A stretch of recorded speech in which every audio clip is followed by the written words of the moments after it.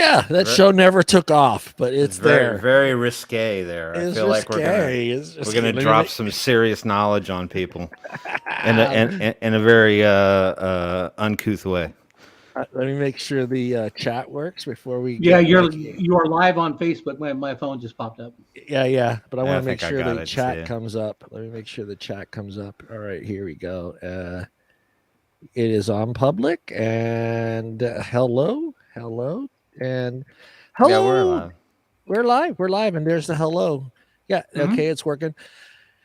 All right, everybody. How's everybody doing? Tim and Bob are going to be doing this show with us, and it's something we wanted to do for a while. And it's music. It kind of sucks that we can't play some of the music that we're going to be talking about. But Bob insists on singing all the songs that we're going to. Because Tim, Bob's a walking jukebox, and he's a karaoke. He is. Well, yeah. He's yes, he is. He's like a walking encyclopedia of most things. And I mean, the knowledge that is in that man's head. I mean, again, I bring it up a lot, but not very many of us know the women's names of 80s tennis players. And I mean, with Bob's knowledge is just so vast. Or Martina Navratilova, Billie Jean King. Tim's right there with you. What? Yeah, there. I was just gonna say Chris Everett, Lloyd. Mm-hmm. Yeah. That's it. That's the three I know. I'm done. Done? That show's over now. Gabriella Sabatini. Who was Bjorn Borg? I used to love the dudes' names. Yeah. Yeah. The only guys I can remember is Jimmy Connors. Married McEnroe. Yeah, Mr. Temper Tantrum. He was a penthouse playmate, or whatever they called him. Who was it? There was a tennis player that was a playhouse playmate. Jimmy Connors' wife, Patty McGuire. Oh yeah. Sorry. Everyone off to Google. Didn't have every episode of a Penthouse and Playboy growing up. Those were all in Dad's Foot Locker. We had to like sneak in the room when they weren't around and giggle as you took it out. Like, my dad didn't get that stuff, so we had to go to a neighbor's house. And my dad didn't get that stuff. Boy, I mean, my mom would have probably killed him. But I had buddies' dads that they knew the day it was coming, and it's like they never checked the mail ever, but they knew the day it was coming. So.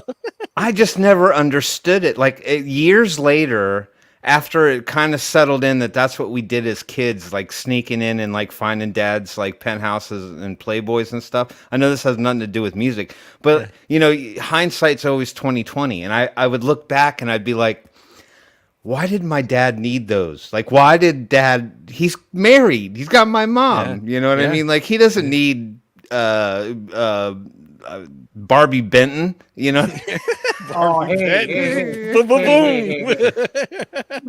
Barbie Benton. Okay. I don't give a shit. I'm not knocking her. I'm not. Tim's not going to kick her out of the bed. There was not a slant on the woman herself, and the fact that she was, posing. And I'm just, it's just the whole idea of, if you're maybe a single guy or something like that, and you want to run out and buy the latest one so you can read the articles, but like, no, and it wasn't like one in my dad's Foot Locker. It was like 20. Like he had a sub. And I'm like, many decades later, I'm thinking, I'm like, what the fuck did he need that shit for? I'm saying maybe it was a aid. I don't know. Yeah. I don't know. Think about it this way. Do you think that our dads would have been all into the internet porn if it was available to them? No, because that's evidenced by the fact that my parents have no technological concept of anything. Right. I think that to this day, I'm still dealing with how to teach them how to use a VCR, and fucking nobody uses a VCR anymore. It still flashes at their house. Does it still? Yeah, flash it's just 12 o'clock. You try and you try. My mom was so, God bless her heart. She's so sweet, and my parents go to antique places and consignment shops and stuff. And so I would always get a phone call from my mom, and she's like, "Hey, we're at this little consignment store, and I saw this lamp, and I just thought of you. I think you." She's like, "But I want you to see it because I don't want to just buy it, you know." And so I'm like, "Okay." She's like, "All right, I took the memory stick, out of my camera, and I gave it to the guy behind the counter." And he downloaded it to the computer, and he's going to email them to you. And so then, like 30 minutes later, she's like, "Did you get the pictures?" And I'm like, "No, I didn't get anything." She's like, "Oh, no, maybe you put your email address in wrong."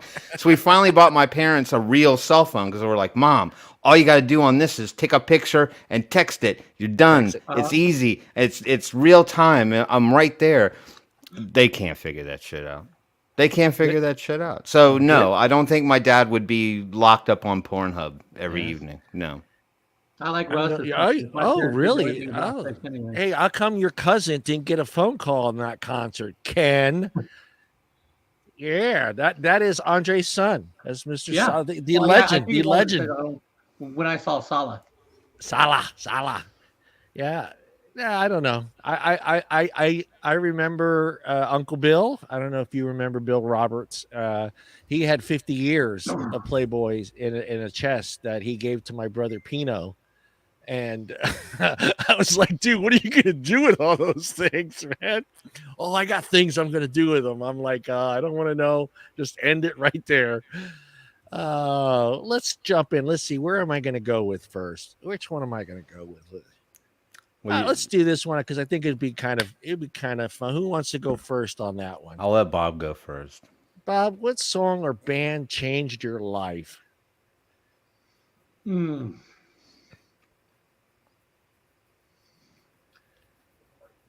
What song or band changed my life? Yeah, everybody's got that eye-opening band. That first I'm band. I'm gonna have to go with. I'm gonna have to go with "Tell Me Something Good" by Rufus with Shaka Khan, because that was my real introduction to funk and to Motown. I love that album. Yeah, I used to like Shaka Khan. Yeah, that was all top 40 radio for top me. 40 radio. Yeah. Now, "Tell Me Something Good," man. That was the one. Tell me something good. See, Tim, I told you. Tim goes, I'm not singing. Wow. Tim goes, I'm not singing on this show. And I go, I'm not. That wasn't singing. That was not singing. That was just low register bathroom humming. That opened me up to the Ohio Players, the Hughes Corporation, the Silvers, the Commodores, you know what I mean? Earth, Wind, and Fire, the Commodores. Yeah. Just anything like that, man. But that's the first song that went, hey, man, this funk is pretty good, man. Let me just get more into it. It wasn't Brick House? No, I love Brick House, man. Brick House was... No, but see, the Commodore's first hit that I liked was Machine Gun. Because in fifth grade, we would play Machine Gun way before we played anything else, because Machine Gun was just an awesome tune. Because back then you had The Hustle was out, and you had a Fifth of Beethoven. So those were instrumentals. So again, you had Pick Up the Pieces by the Average White Band, but Machine Gun was an instrumental that was awesome. For Russ, it was Leonard Skinner. Leonard Skinner pronounced. But when you say it went on, are you talking like someone put the tape in, or are you talking like when it came on the radio, or did someone have No. We were playing. What happened was, I grew up in Missouri. Okay. So if it was snowing outside or raining outside, the teacher took turns letting kids play music during recess, because we couldn't go outside.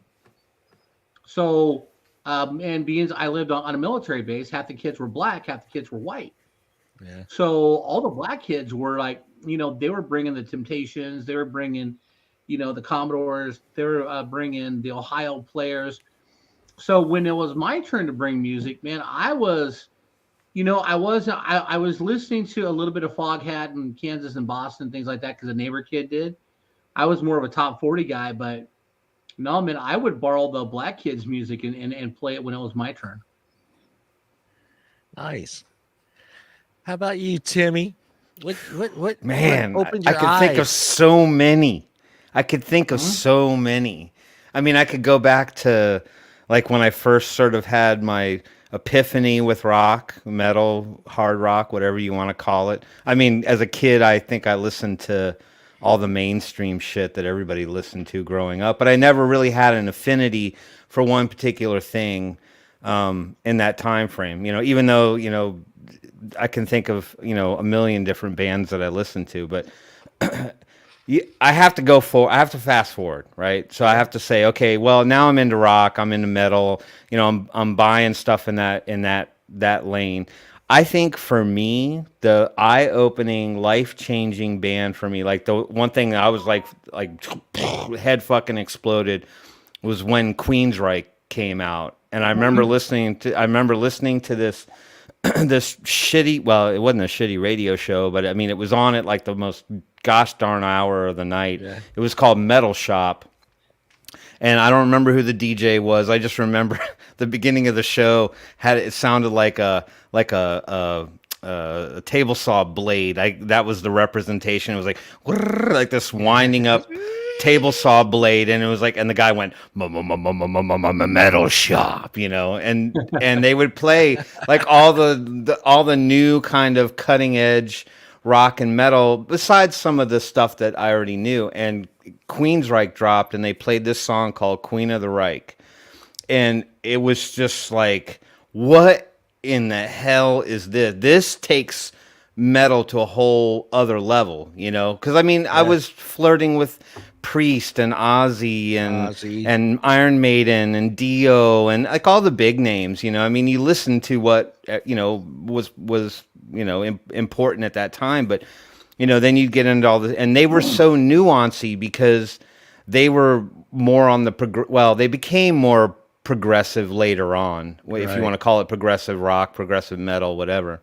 But it just blew me away. The singer is just singing at octave levels that were just sort of not heard of. You know what I mean? It wasn't. I mean, Bruce Dickinson was always a high pitched range singer and stuff like that. But when you heard Jeff and you just heard the guitars and the tempo and just the attitude in the music, and it was like, man, and that was, it set the ball in motion. And so for me, they to this day, they're my favorite band in rock and metal up to a point, and then they kind of fell apart. Yeah. What was that ballad that they had? A Silent Lucidity. Yes. Sing a couple bars, Tim. I can't sing like Jeff Tate. Jeff Tate can't sing like Jeff Tate anymore. That's the irony in it all. As I lay next to you in silent lucidity. Yeah, that was off the Empire album, and that was, I think, probably one of their most commercial records. Yeah. Just by main, you know, standard. If you want to say, hey, out of all the stuff they ever did, what was their most mainstream album? I think they had finally reached the pinnacle of their career, and with that group of 5 guys. Yeah. And it was more aimed at trying to get shit on the radio. You know what I mean? You know, like becoming a that's commodity the thing, for the record that companies. I think a lot of people don't realize how hard it was to get on the radio back in the 60s, 70s, and the 80s, and the 90s. I mean, it almost got to the point where I was reading or watching documentaries of like band members insisting that this was going to be the song that I forget what they call it, Tim. What do they call that? That's the song that's going to be the album. They have a name for that. Like that's the song that's going to be played on the radio.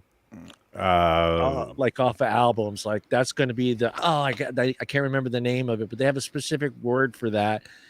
Like that's, you know, and that's the song they were hoping. Be a hit. Yeah, it's going to be their hit song or whatever, but they had a different term for it. I forget what it was, but like they were pushing DJs to play specific song off of these albums. Well, that's the record companies too, though, right? Yeah. It's all promotion. It's all money behind product. So, I mean, you know, people got airplay, you know, based on how much money the record companies wanted to dump behind that stuff. But with that part and parcel comes popularity of a band, right? So, Queensryche had spent a considerable amount of time through that series of albums up until, because Operation Mindcrime was probably their one sort of Mona Lisa, right? That was like their highlight, album that they're probably most well known for. But then Empire came out and they had really gained a lot of popularity. They actually became legit at that point. Like they could, if they wanted to, they could have headline tours at that point. And so with that, it's just, you're going to get airplay because, you're just people are dying to hear that sort of stuff. Yeah. Motley Crue, Rat, Doc, and, I'm not making light of any of those bands. I'm just saying once those bands hit a popularity level, they were going to get played. They were going to get airtime. Yeah, they were going to get a lot of airtime. Yeah, I can't remember the documentary I was watching, but they were talking about the whole documentary was about 80s DJs and not so much into the 90s because it kind of faded out, but like 70s, 80s DJs and how they became bigger than the music. And and how well paid the Grease man. God. how well paid they were to spin records and getting bribes from record companies. Hey, play the B-side, this song, number 6, whatever, and they were getting paid to do these things on top of their salaries, from the radio stations. But it was a really cool thing. And it talked about, I always forget his name, but he was Casey Kasem, right? Yeah, the Casey Kasem. I mean, he's a perfect example of a DJ, guy that just started out doing, I think, Traffic. I think he was doing Traffic or something like that. And somebody's just like, hey, you got a voice for, you should be doing this and this and this. And next thing you know, he's doing all this stuff. And how long did he do the top 40? He did the top 40 forever, man. Yeah, just like Dick Clark doing the American Bandstand. Yeah, the Dick Clark American. And there was another guy that was really sort of popular. No, well, Wolfman was definitely, he was more when I was younger. But there was another guy. I don't know why this name creeps into my brain for some dumb reason because I know it's not this guy. But I keep thinking Cliff Richard. But am I wrong? Was Cliff Richard a DJ? Well, he had a couple songs. He was a singer. I know he was a singer. He was an Australian singer, I believe. Well, Rick Dees was a DJ. That's him, Rick Dees. Before he did Disco Duck. Yeah, and then Rick Dees. He did like a show afterwards. God, there was a guy stuck in my head now. There was a guy out of WLS in Chicago, Don Geronimo. Don Geronimo was a legend. Yeah, Don Geronimo was huge. I mean, Howard Stern got huge, but he wasn't really a music guy as much. Yeah, he wasn't. The Grease Man was really popular in the DC area. I mean, he was syndicated, I believe, by the time he lost his career. He said some stupid shit and got kicked off the radio. Don Imus, but he was more of a talk show guy. Right. There was a lot of them, but yeah, I mean, and to this day, there's still some component of celebrity in a DJ. Yeah. But it's now more internet and serious stuff. Right. Like for my genre, you've got the Eddie Trunks and the Luke Carls and those guys. Here comes Mr. Fix-It. Well, I think really, if you think about it, my dad's got an awesome set of tools, man. He can fix it. Yeah, I mean, if you start thinking about the last guy, and I hate saying his name, but he started out with music and then he ended up being as big as he is. But Ryan Seacrest. He's a perfect example of a DJ that that fucking guy does everything now. He's everywhere. He's on TV. He's on radio. He's taken over for Dick Clark, right? Mm-hmm. He's I mean, he started out, in radio, music, spinning records. He's too young to have spun a record, but a CD or a digital form. I think they all started out centered around music to begin with. I mean, that's how they kind of got in ground level. I mean, even Howard Stern, if you watched his movie, he worked at like a station, then they changed to country and he had a conniption over that and, all kinds of weird stuff. So John, what about you? Who was your life-changing song or band? Mine was, you What's up, Nick? for being a Catholic boy and growing up with parents that were immigrants, Italians. I grew up, listening to a lot of, Frank Sinatra, Dean Martin, and a lot of I wrote it down too because it made me laugh.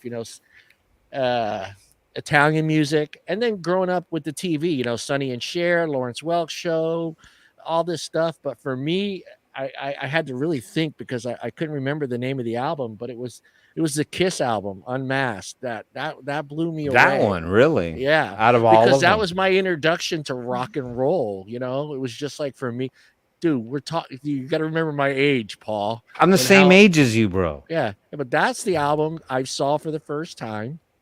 I heard it and I was just really blown away by it because for me it was always, tie a yellow ribbon around the dude, my living room was the same growing up as a kid. We had Tony Orlando and Don. We had Harry Chapin. We had Willie Nelson. Willie Nelson. Don't mess with Harry Chapin, man. Cats in the Cradle, man.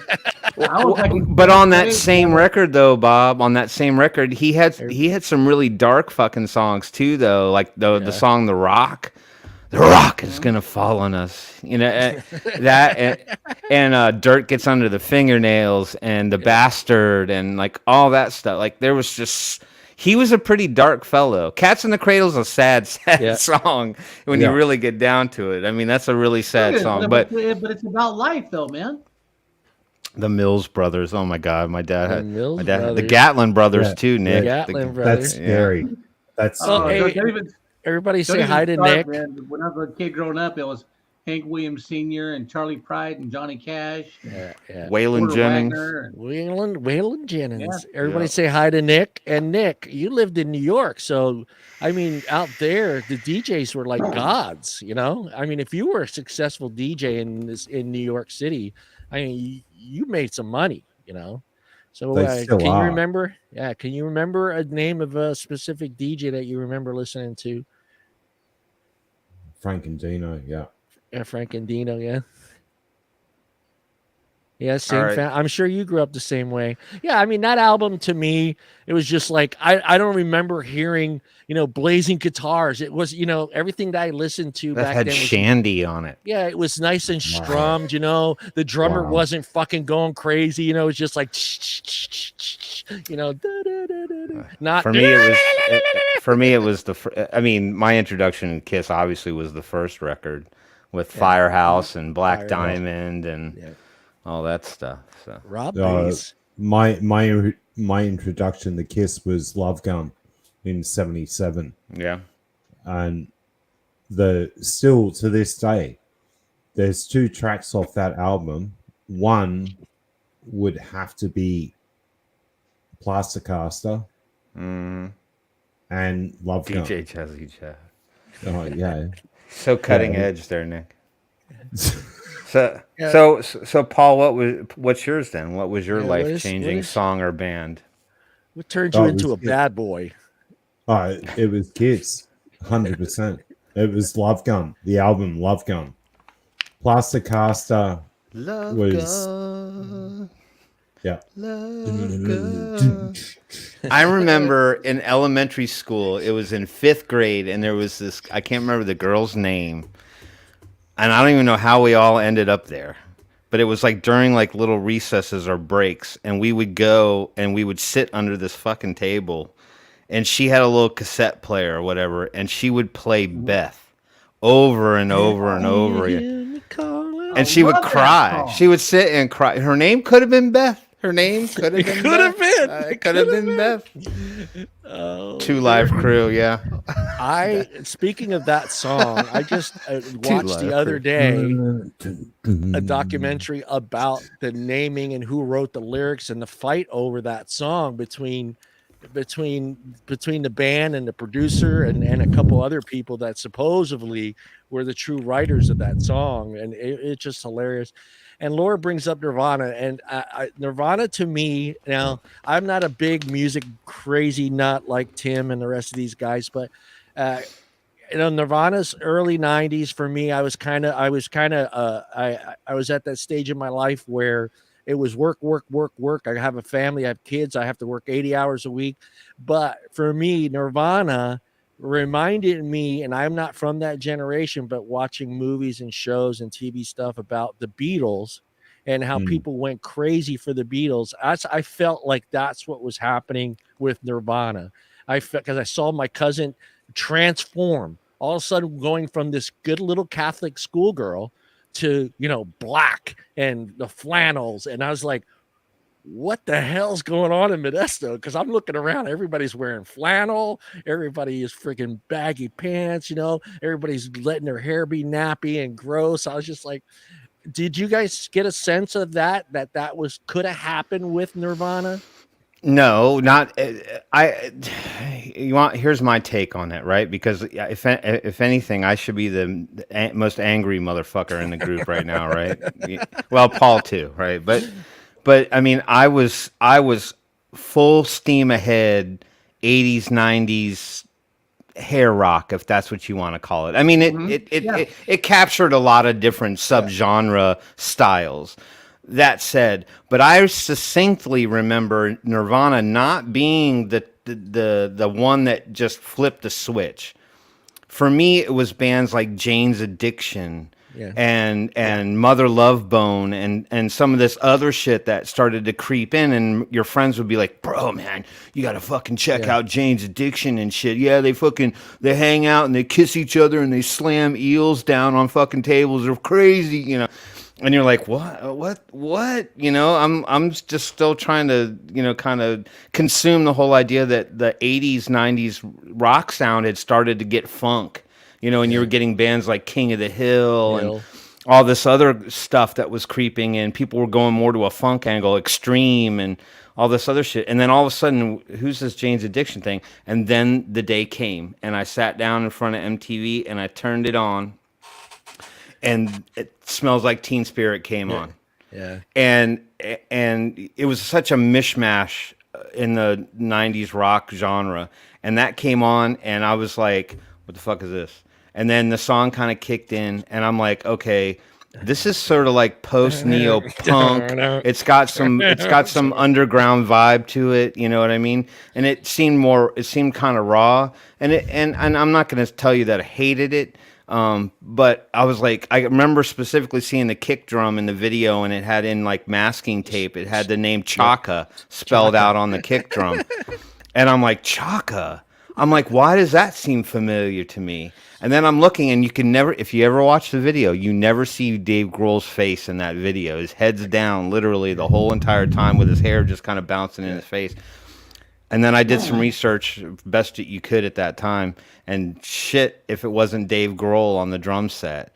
And I grew up with the guy. Like he grew up in Northern Virginia. He was from McLean, Virginia. I used to go hang out with him. Like he played in several local bands in my area, Dane Bramage and I can't remember the first one. You would be hanging out with him. Your mom's a school teacher. His mom's a school teacher. Right. Look, Dave Grohl's still one of the best drummers. Oh yeah. No. Yeah, he is. He doesn't need to do it anymore. He's got Taylor. But what I'm saying is, it was like, wow, like somebody from my neck of the woods got big, you know. Yeah. And I just don't think a lot of us really had much of a choice but to kind of accept grunge to some degree because we didn't have anything else. I don't mean like when I say like they kind of took off like the Beatles. I don't mean for us. Because we're already beyond that music. We were just maybe trying to accept it or dislike it. But I'm talking about the kids that were in their teens. I think they really took on that generation. Teen angst. Kids, that 15, 16, 17, 18, 19, 20. Not us. I mean, and when they came out, we're already in our mid-20s, right? I think, 22, 21, something right around there. So they were kind of beyond us. I mean, we were going to either like them or dislike them. But I think what I saw was a lot of teenagers really just all of a sudden stopped listening to rap and went right over to that grunge look and just maybe just here in Modesto. No. But to me, that's how fickle the U.S. is, right? It's all about trends and styles and things that just seem, you know, that are made popular by virtue of fanboy kind of ism that goes on. it's like people just jump on a ride and they go for it, and then they just end whatever was before it. It's like, no, we don't want that anymore. That's played out. I don't want that. Imagine how the classic rock people felt, like the Zeppelin, the Who people, when all of a sudden that stuff started kind of not being popular, and then you started getting, the heavier shit coming in. I'm sure it pissed them off too. Like, fuck 80s metal, it ruined my classic rock. Come on, I mean, you gotta admit, you gotta love the beginning of that Teen Spirit, the way that song started. No,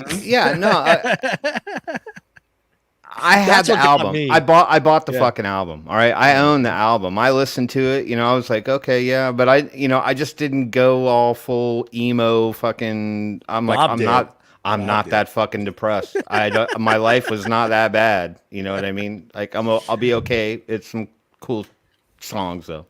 No. Bob had all the cool stuff when he was in high school and college. So, we still had Journey. And the Eagles had just broken up, but we had Journey. I saw the Birth of Van Halen and all the hair bands that followed them in the 80s. I mean, I'm curious, Bob. In the 90s, where were you at music-wise? Huh? In the 90s, where were you music-wise? In the 90s, a big transition for all of us. I was kind of like listening to old rock and roll until Hootie and the Blowfish came out. And then it was like, damn, these guys are good. It's different. And then you had Three Doors Down and God, that gave, Three Doors Down and bands like that. And I actually was in San Diego one night, walked into a little bar, and there was a band playing who hadn't made it big yet. They were Dishwalla. I remember them. The blue Cars. They had one hit. But, I saw like the birth of all that with Hootie and the Blowfish started all that stuff. Yeah. And that's what really got me back into that. Because other than that, it was like the ladies love Hootie and the Blowfish. Thorough Good Again and going to see ZZ Top, you know what I mean? Yeah. But that just brought a whole, we went and saw Matchbox 20. It was a great show. Yeah, they're not. They're not bad live, but there's one band that no one's mentioned in this whole conversation so far. Living Color. Well, yeah, they were certainly. Yeah. I mean, the whole thing. They crossed so many genres with what they were doing live, like punk, rock, electronic, the whole 9 yards. Yeah. I love the Gin Blossoms, Laura. I love the Gin Blossoms. I forgot all about them. They had some great videos. They're still around, bro. They still play. They still play. Yeah, they do still play. They had some great videos too on MTV for me. I remember. I mean, that's the thing, because I think for me, I changed a lot in the 90s. I ended up being in a truck, 12 to 15 hours a day, and unfortunately, back then, radio stations is you could go 4 or 5 miles and then you'd lose that radio station. So, but what I noticed when I was driving truck, that no matter what city or state I was in, there was always a great country station on. It was just like they came in super. I got stuck right into country, and it was just there was no way, there was no ands ifs about it. There was no way around it. Back then. I love country music. Fuck you guys, man. Yeah, there was just no way. I fell in love with country music. I really did, because I just couldn't find any decent rock stations when I was driving around. Because back then you had George Strait, you had Garth was coming up, you had Alan Jackson. I mean, Shania Twain hit the market in the 90s, man. It was, the only guy that I actually gave any credit to just because he seemed kind of cool. He was a little Weasley looking. I don't know what it was about him specifically that I just dug him was Dwight Yoakam. Dwight Yoakam, yes. Dwight Yoakam, yes. And love Paul, you know what? You're shaking your head over there, but country is big in Australia. Country and rock is huge. You got fucking bullshit. I'm telling you right now, Paul missed out on country concerts. Just going to the country concerts and seeing the girls in their jeans, in their Rocky Mountain jeans. Yeah. Damn, that made the music even better, man. Those chicks were hot. Yeah, country's huge in Australia. The great all one. right. What is his name? What is his name? Come on. He married the beautiful Australian Keith Urban. Keith Urban. Keith Urban, excellent guitar player, an Australian boy. Oh, really excellent guitar player. I don't agree with that one. Oh, come on. He's up there as one of the great guitar Keith players. Urban to Paul is like Foster's beer to Paul. But is it? Am I wrong though? Am I wrong though? Country and rock are huge in Australia. Don't lie to me. Rock always has been. Rock is number one. Look, we've produced some amazing bands over the years, and you've got to admit that. But Akadaka. Oh, that's a little different. Even though the boys are Welsh, but men at work. Men at work. There you go. AC/DC. I saw men at work. It's a little different. Well, I have questions for Paul then, because he was there, right? So, what was your take on, or your vibe on, like bands like Midnight Oil? I actually worked with the Oils. Okay, live, they're probably one of the most energetic bands I've ever worked with. The guy's in politics now, right? No, he's actually out of politics now. But Peter Garrett, he was in politics in Australia. Oh, wow. Hey, Becky launching all these. How the fuck do you know about Jet?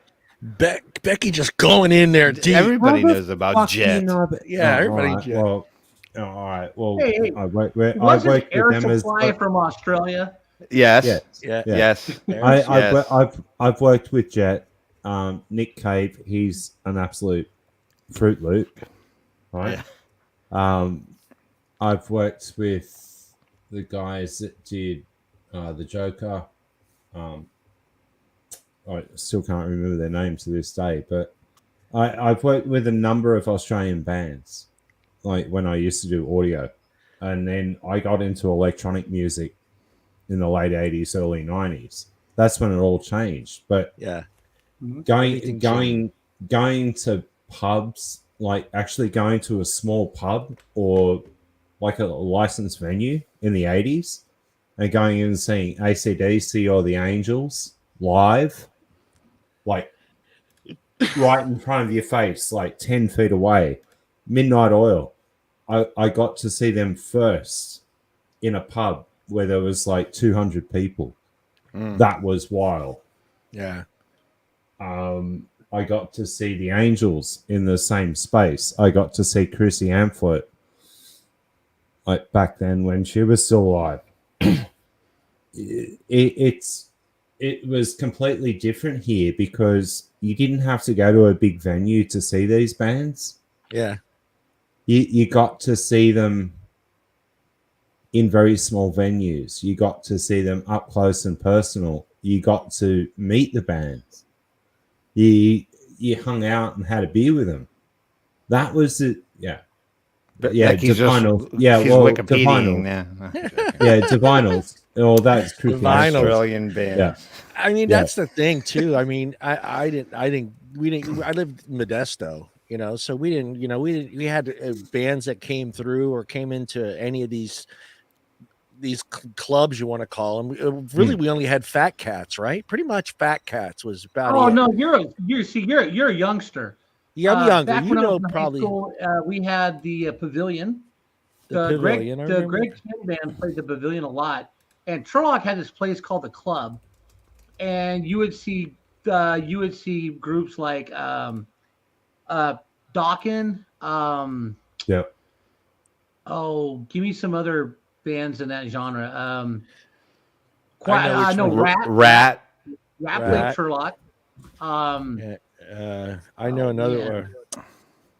Who's singing Round and Round? Y&T. That's Rat. Y&T. That's Y&T. Y&T. Now, dude, I'm telling you now, like if they come to your neck of the woods, they're a California-based band.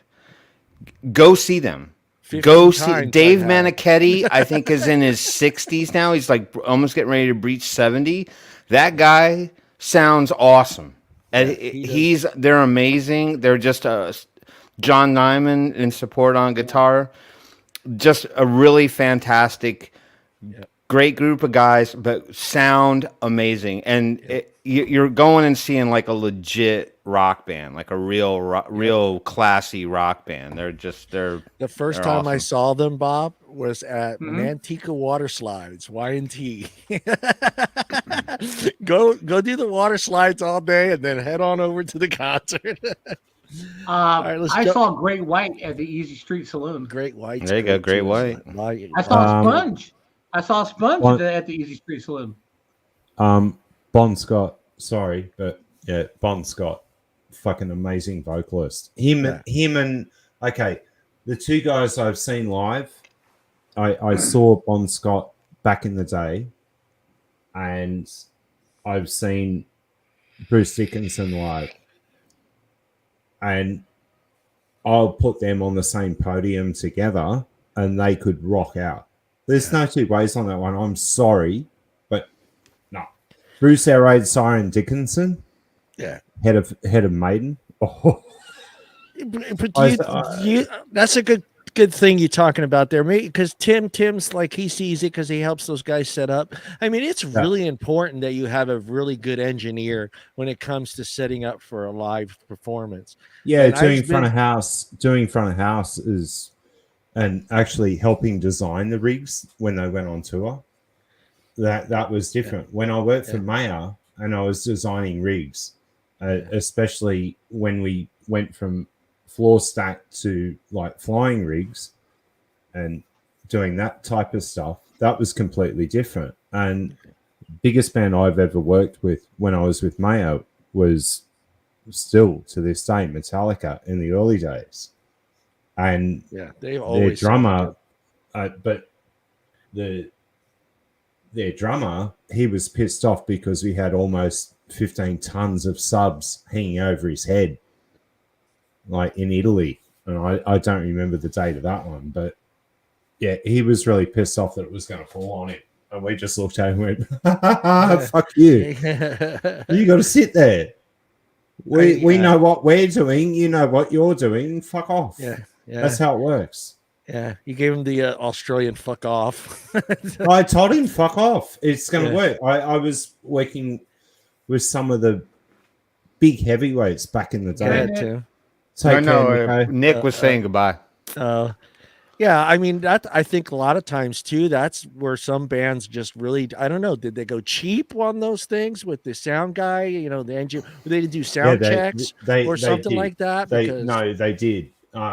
There's actually a documentary. Guns N' Roses is known for it. Just the worst fucking live performances from Guns N' Roses. That's because they sucked. Yeah. Had nothing to do with the fact that the engineer and the sound crew fucked it all up for them. They fucked it up for themselves.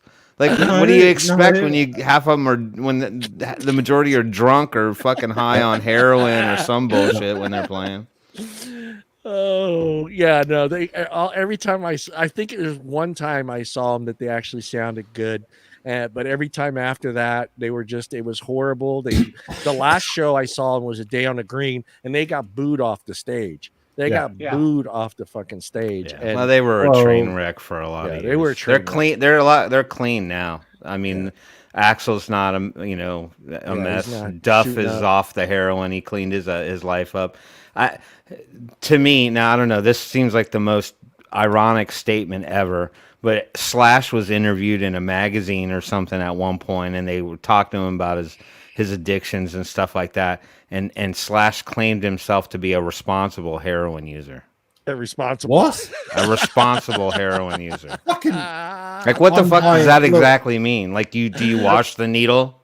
And that qualifies you? I don't know. He made sure all the doors were locked in the house before he shot up. Yeah. I didn't share the needle with anybody else. I plead the fifth right now because I'm high as fuck. But you're high as fuck. All right, this was added by Tim, so we're gonna start with Tim first. Guilty pleasure bands, Tim. This one is an easy answer for me. This is an easy answer. Now, just for the peanut gallery, anybody watching the show, you want to understand guilty pleasure band. This usually is a band that would fall outside of your general wheelhouse, right? So like if like you're a funk guy and that's all you really listen to, or you just totally dig country and that's all you listen to, but you have this one band that your friends might look at you and go, what are you doing listening to them? For me, easy answer. Went and saw them in Atlantic City, of course, decades later. Wished I had seen them back in the day. But without question, Hall & Oates. Hall & Oates. Oh, I love them. Hall & Oates. I saw Hall & Oates in concert. Yeah, well, it was weird. I went and saw him in Atlantic City, and I just felt like the youngest person in the fucking building, even though I was older, I guess you could say. But just, they were always part of my youth. They were always part of the musical vernacular that was going on around me, but I just never gravitated to them at that time. And then I finally just sat down and started listening to them, from their older stuff all the way up into, the pop stuff, the stuff that, that was and you can throw out all the mainstream stuff that they did, but I'm like, when I have friends, like we specifically made a group, not now, this was years ago. We had a group that we were all in, because we all had like the Mecca migration to Atlantic City to go see Hall & Oates. And I dig their music. I think Daryl Hall is a fucking genius. Sing a few notes. Sing a few bars. No. Or Bob will. Oh, here she comes. Here she comes. Yep. Watch out, boy, she'll chew you up. Oh, here she comes. She's a man eater. But I can't go for that. Great song, all great songs. Okay. But like you can even go and like watch like Daryl's House, like his episodes of Daryl's House. Where he brings in outside musicians and they trade off and they do like Hall & Oates music and then they do like some of that guy or that band or that artist stuff together, or they'll do a cover. They'll just do a rando cover of something that they both like. That a lot of times it'll be songs I didn't even know existed. Yeah. But just I think he's an amazing singer. He's just one of the most soulful voices for a white guy that you'll want to hear. So hands down, Hall & Oates. Hall & Oates. Yeah, that episode of Daryl's House when they had the OJs on. God, his voice matched real well with the OJs. Yeah. I mean, you could close your eyes, you could swear he was black. Yeah. That's a great channel too. Anybody that's not subscribed to that channel, it's a great channel. Bob, what is your guilty pleasure band? I had to rethink mine after Tim, told me earlier today when with all the stuff, I like a lot of stuff. I go across the board with a whole bunch of stuff. But there's one guy, and I've seen him in concert like 10 times. But if you've ever listened to me play music, you know what I mean? I like R&B. I like rock. Country. I love country. But my guilty pleasure, Kenny Loggins. Kenny Loggins. Good artist too, right there. Yeah. Oh. Kenny Loggins. We were just talking about him like 10 times. He's Sing awesome. a few bars too. Which song? The song that we were talking about the other day was like a trivia question. Because I work with a Journey tribute band. All right, so for all the people that are Journey fans, that's who I work with. I did kind of like fun roadie for them during that window where I was out of work, but I do all their social media stuff. They have 24,000 followers. They're very well known here in the southeast quadrant of the United States. They're in Tennessee tonight. Name of the band is Departure. Go sign up for their Facebook page if they're coming to your town. Go see them. They don't get out west too often, so unfortunately, John, I don't think they're going to end up in Modesto.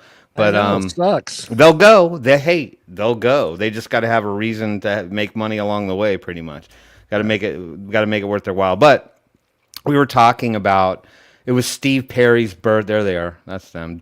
My buddy is Doug on. Well, they're all my friends. I know them all. That's Chris on the left in the glasses, the drum. Right. You got Chris. You got Chris on the left. That's the drummer, the guy with the shades on. Joel in the back. He plays the. Now, I guess I should quantify this. They don't look at all fucking like Journey. That nobody looks like Neil Sean. Nobody really looks like anybody in the band. They're more of a tribute to the music, so they kind of get to be themselves.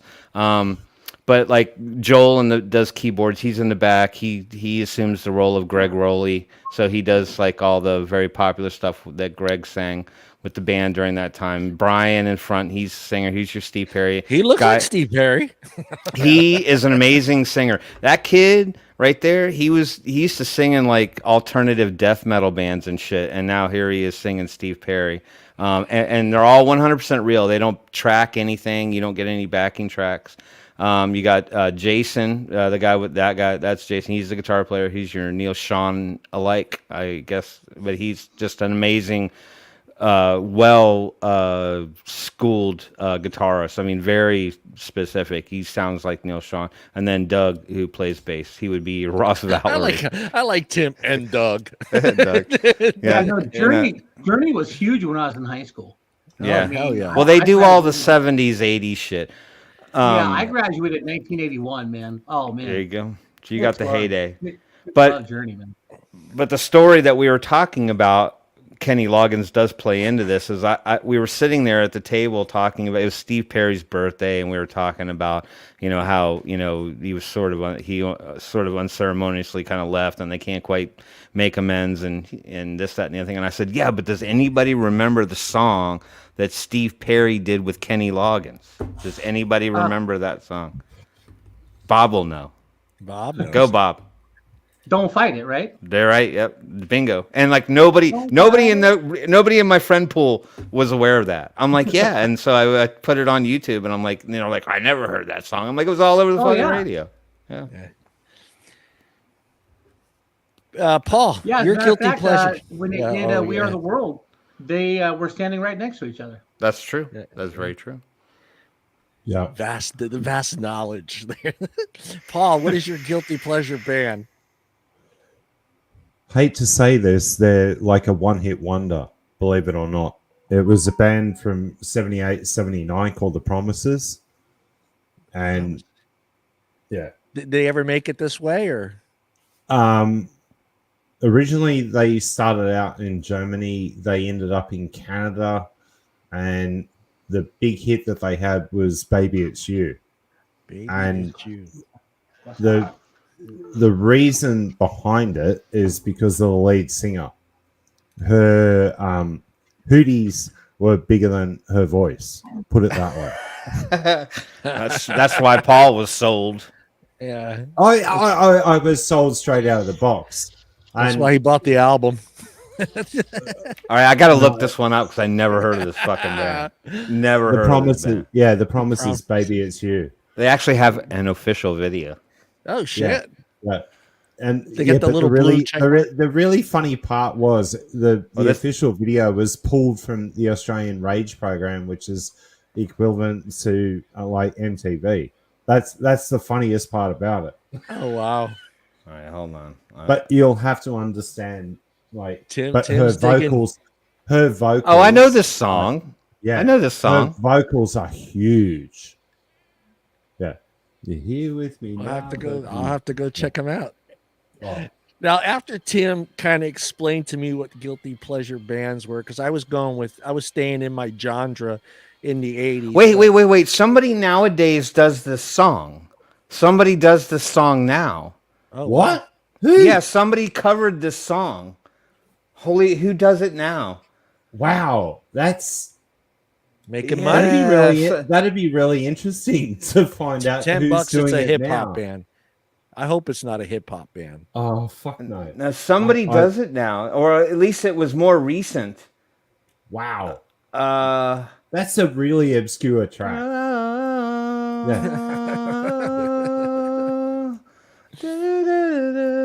Yeah, but her voice is huge. Oh God, who does it? And type it in there. You should be able to find it. The other band that is my I'll have to find out who it is. Is Sniffin' Tears, Driver's Seat. That. Oh, I know the song, Driver's Seat. Yeah. Yeah. Paul's pulling out like all the Ronco K-Tel #1 hits. You'd see the commercial, at like fucking 2 in the morning. You know, Ronco's Greatest Hits Volume 3. Yeah, with fucking Snoopy Double and the platinum. Red Baron on it too. Yeah, double platinum. But Driver's Seat was a huge track for me for a lot of reasons. But we won't go there. Yeah. I might have lost my virginity to Driver's Seat. Oh God! Put the B side. Put the B side on. Well, you mean you didn't lose it to Benny Margoli's? She's just 16 years old. Leave her alone. I was 16. She was 19. So let's not go there.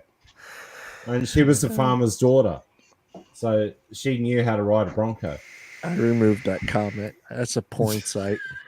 All right. Yeah. After Tim kind of explained, I had to kind of get outside of my. Yeah, you got to get out of your comfort zone. It makes you comfortable, but all your friends are like, "You fucking weirdo."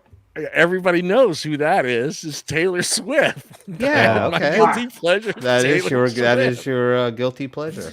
Yeah. Really? I don't know any. I can't tell you any of her songs. There's maybe 2 or 3 songs that I know of, but I don't care where I'm at. If that song comes on, I'm blasting it. And I don't care who sees me doing it, really, to be honest. He has an unhealthy obsession with the woman, too. Yeah, I do. Yeah, I think she's I think she's gorgeous. I think she's. That's his June Cleaver. Yeah. Oh, fine. Yeah, fine. I was kissed by Stevie Nicks, so go fuck yourself. I win. Stevie. Yeah, but Nicks. Stevie, everybody thought Stevie was hot. She was sort of like sultry and kind of gypsy-like and stuff like that. She just had this air of mystery. Yeah, she had an air of mystery about her. Yeah.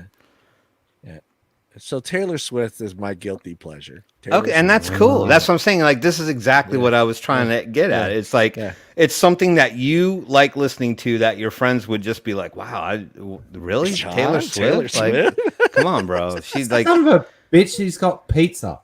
Bob was hungry. Bob He's hangry. was around. Bob. Yeah. No, there was. All right, let me grab the next one. The dude's only show. And the lead singer of the Bangles. Sorry, but no. Yeah. See, yeah.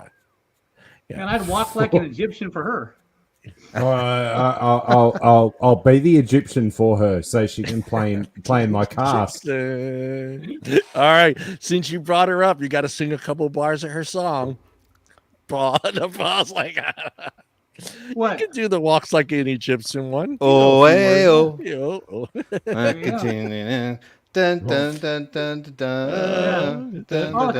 in the donut shop. Yeah, okay.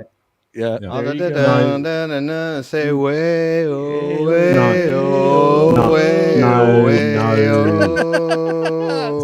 Still my favorite is Hazy Shade of Winter. I'm sorry from. Oh yeah, Hazy Shade of Winter was good. That was a good song. Zero. Manic Monday. That movie. Oh, yeah, Manic Monday. Yeah, the Bangles were hotter than the Go-Go's. What was her name? Who was the lead? Who was the singer on the B-54s? The B-54s. You're off by 2, bro. You're off by 2. What was the name of the band? B-52s. I don't remember her name. Yeah, she was kind of weird anyway. I don't know. Weird, but she had a great voice. I like that song too. They were very. I don't know what to call that. Bob's got a couple verses from the Love Shack. I've got no idea what genre that's in. That's why I say I'm lost on that. That was sort of like techie, kind of keyboardy, synthy kind of music and stuff. Yeah, because that was kind of borderline 80s synthesizer moving into. I don't know what I am. Yeah. Yeah, way too much acid. That's all I can say. All right, Paul, you're up first. This one, the first LP, CD, or tape you bought. Oh, and Columbia House Records doesn't count. The 1 penny. I got 11 CDs for 1 penny. That's right. No, the very first. It was actually a cassette. Yeah. Oh, I'm assuming it was beta. No, I'm kidding. No, not that kind of cassette. Was it reel to reel? Wow. My dad was into that shit. I'm not over 9,000, so shut the fuck up. And yes, I do own an DC. Akai 2.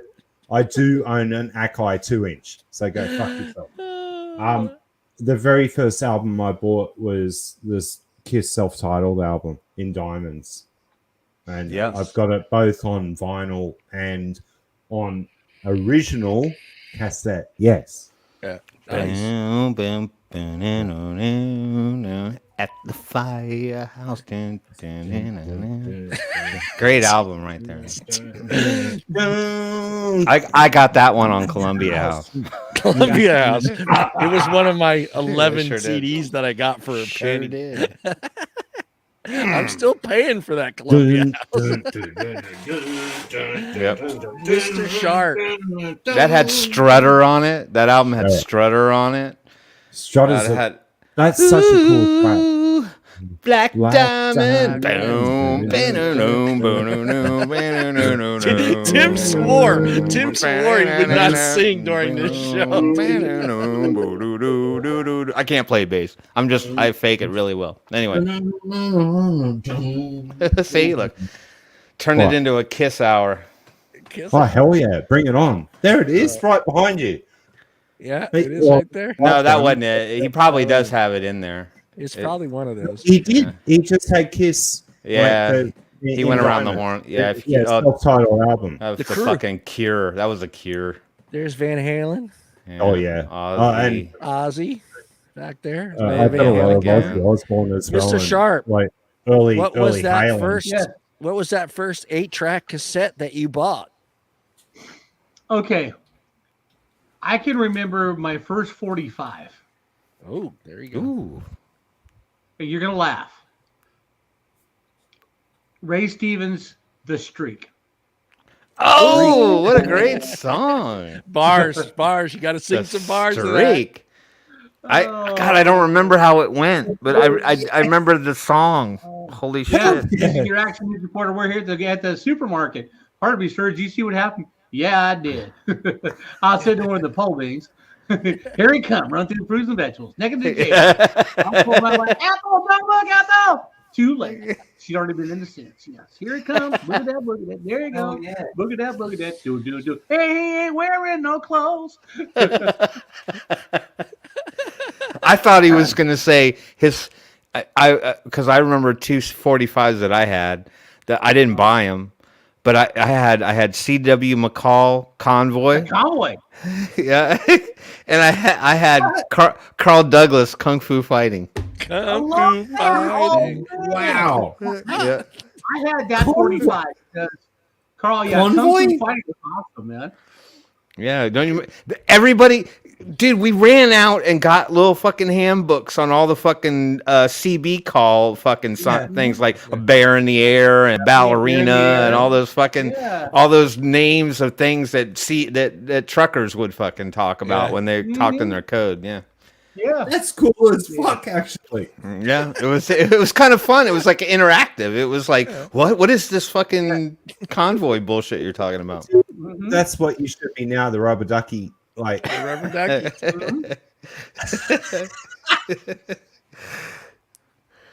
That's awesome. Actually cool as fuck. I still remember that movie. Yeah. That was a really popular song for a long time. Oh yeah, Convoy. Convoy and Smokey and the Bandit. He's got a big old convoy, nothing gonna get in our way. On my 8 tracks though, I would buy like K-Tel's Greatest Hits of '75, Volume 1. You got all the songs on there. Yeah, you got everything. But my brother, we shared a room. My brother was into Alice Cooper, Rush. And Bachman Turner Overdrive. Wow, what a range! Rush is cool as hell. Probably still to this day, the best 3-piece band on the planet, and I don't care what anyone says. I have friends who are just complete diehards for them. I mean, I listened to some of their stuff. I can't say that I was a fanatic at all. Like, I think Moving Pictures for me was probably the one album that, I probably stuck with me the longest, like Red Barchetta and Limelight and stuff like that. They have a lot of other really big popular songs. I just was not an anthologist when it came to them. My friend Doug, that's one of his favorite bands. That like literally is one of his favorite bands, and he knows them like front to back, like a fucking book, and I'm like, but I ain't got a clue. Technically, yes. Yep. You got to watch the documentary on them, though. It's pretty interesting. Absolute geniuses, though. Like Timmy, first album, CD. Well, for me, it was not a Columbia Records purchase, but the first album that I ever bought was and still a great friggin' album. It wasn't their first. It was, I don't remember the number in the line. I want to say it's maybe fifth, maybe something. Was Judas Priest Screaming for Vengeance. Oh wow! Your mom let you buy that? Well, I think I was probably. I didn't really start like turning metal until it was around 13 that I kind of had the eye opener. And I when I was 13, I just finished 8th grade, transitioning from 8th to 9th grade, and we took a trip to California to go visit my cousins who lived in Alameda, just outside of Oakland. Oh wow! And that's like an hour away from here. What's that? It's like an hour away from here. Yeah, it's an hour away from here. And so they had grown up there all their lives. My aunt got divorced from my uncle. I didn't really know my uncle very well, but we went out there to go see my cousins. And so they had lived in this beautiful neighborhood with nothing but like these amazing looking old school Victorian homes and shit.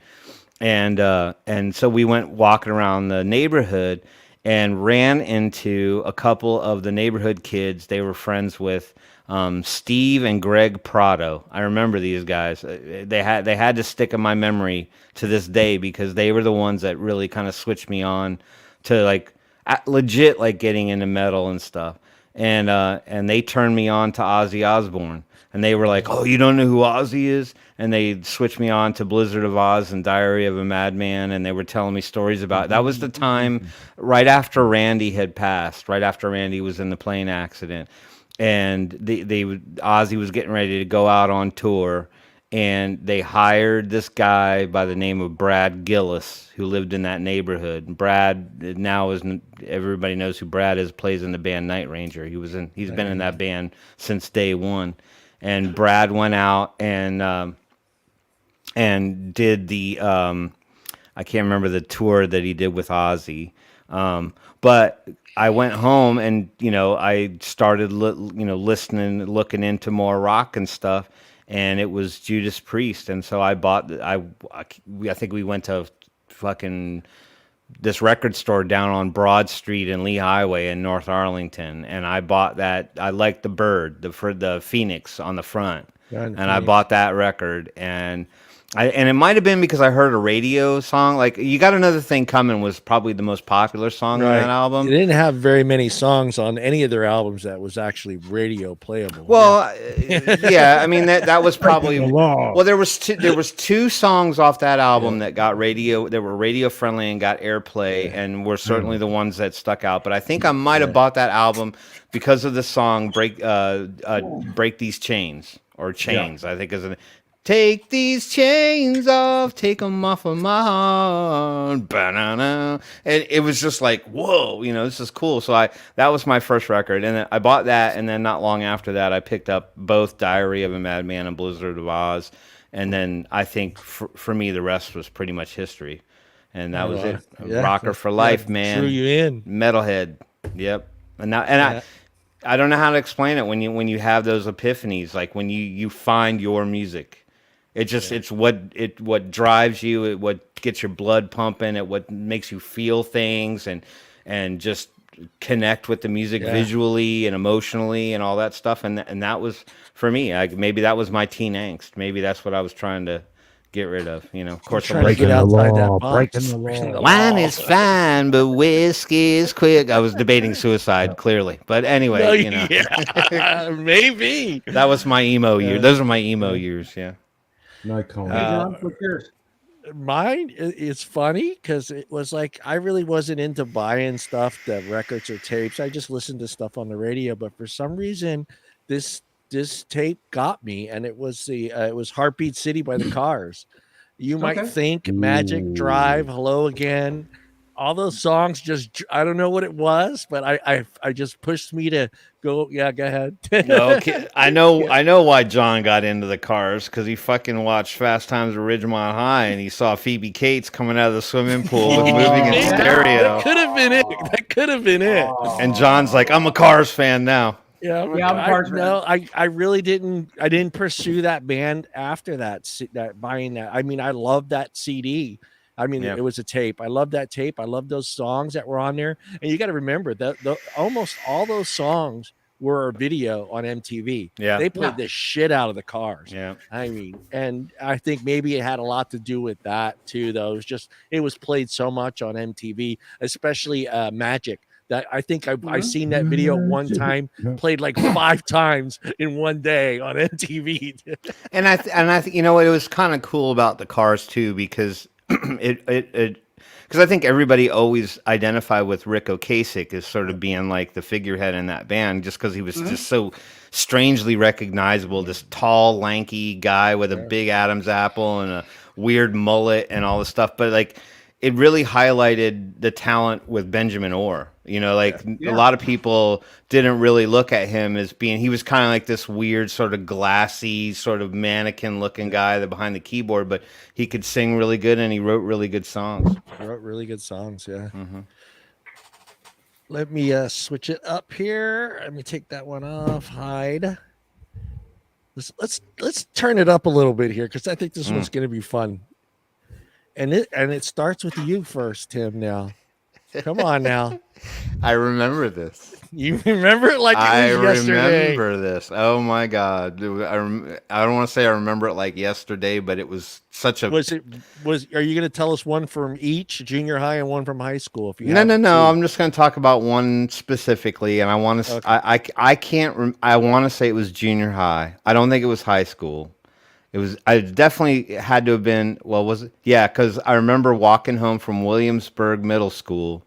Yeah. And there, I had this sort of, I don't know, secret crush on this girl. Yeah.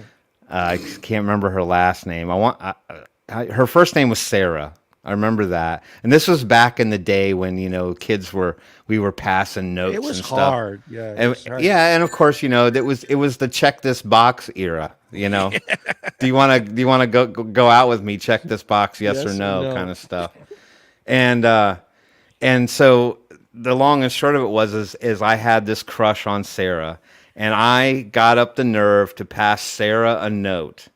And you remember that weird way you used to fold up notes, it almost looked like a letter when you were done with it. It had like the pull tab on it.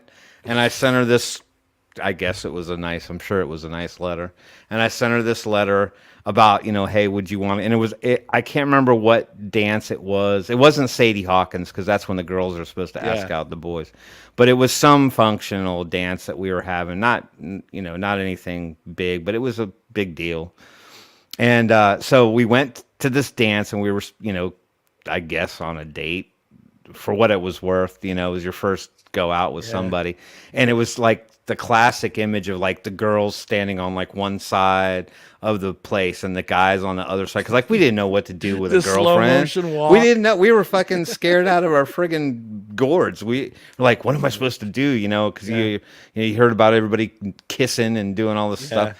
And I'm no prude. Don't get me wrong. I just didn't know what I was doing.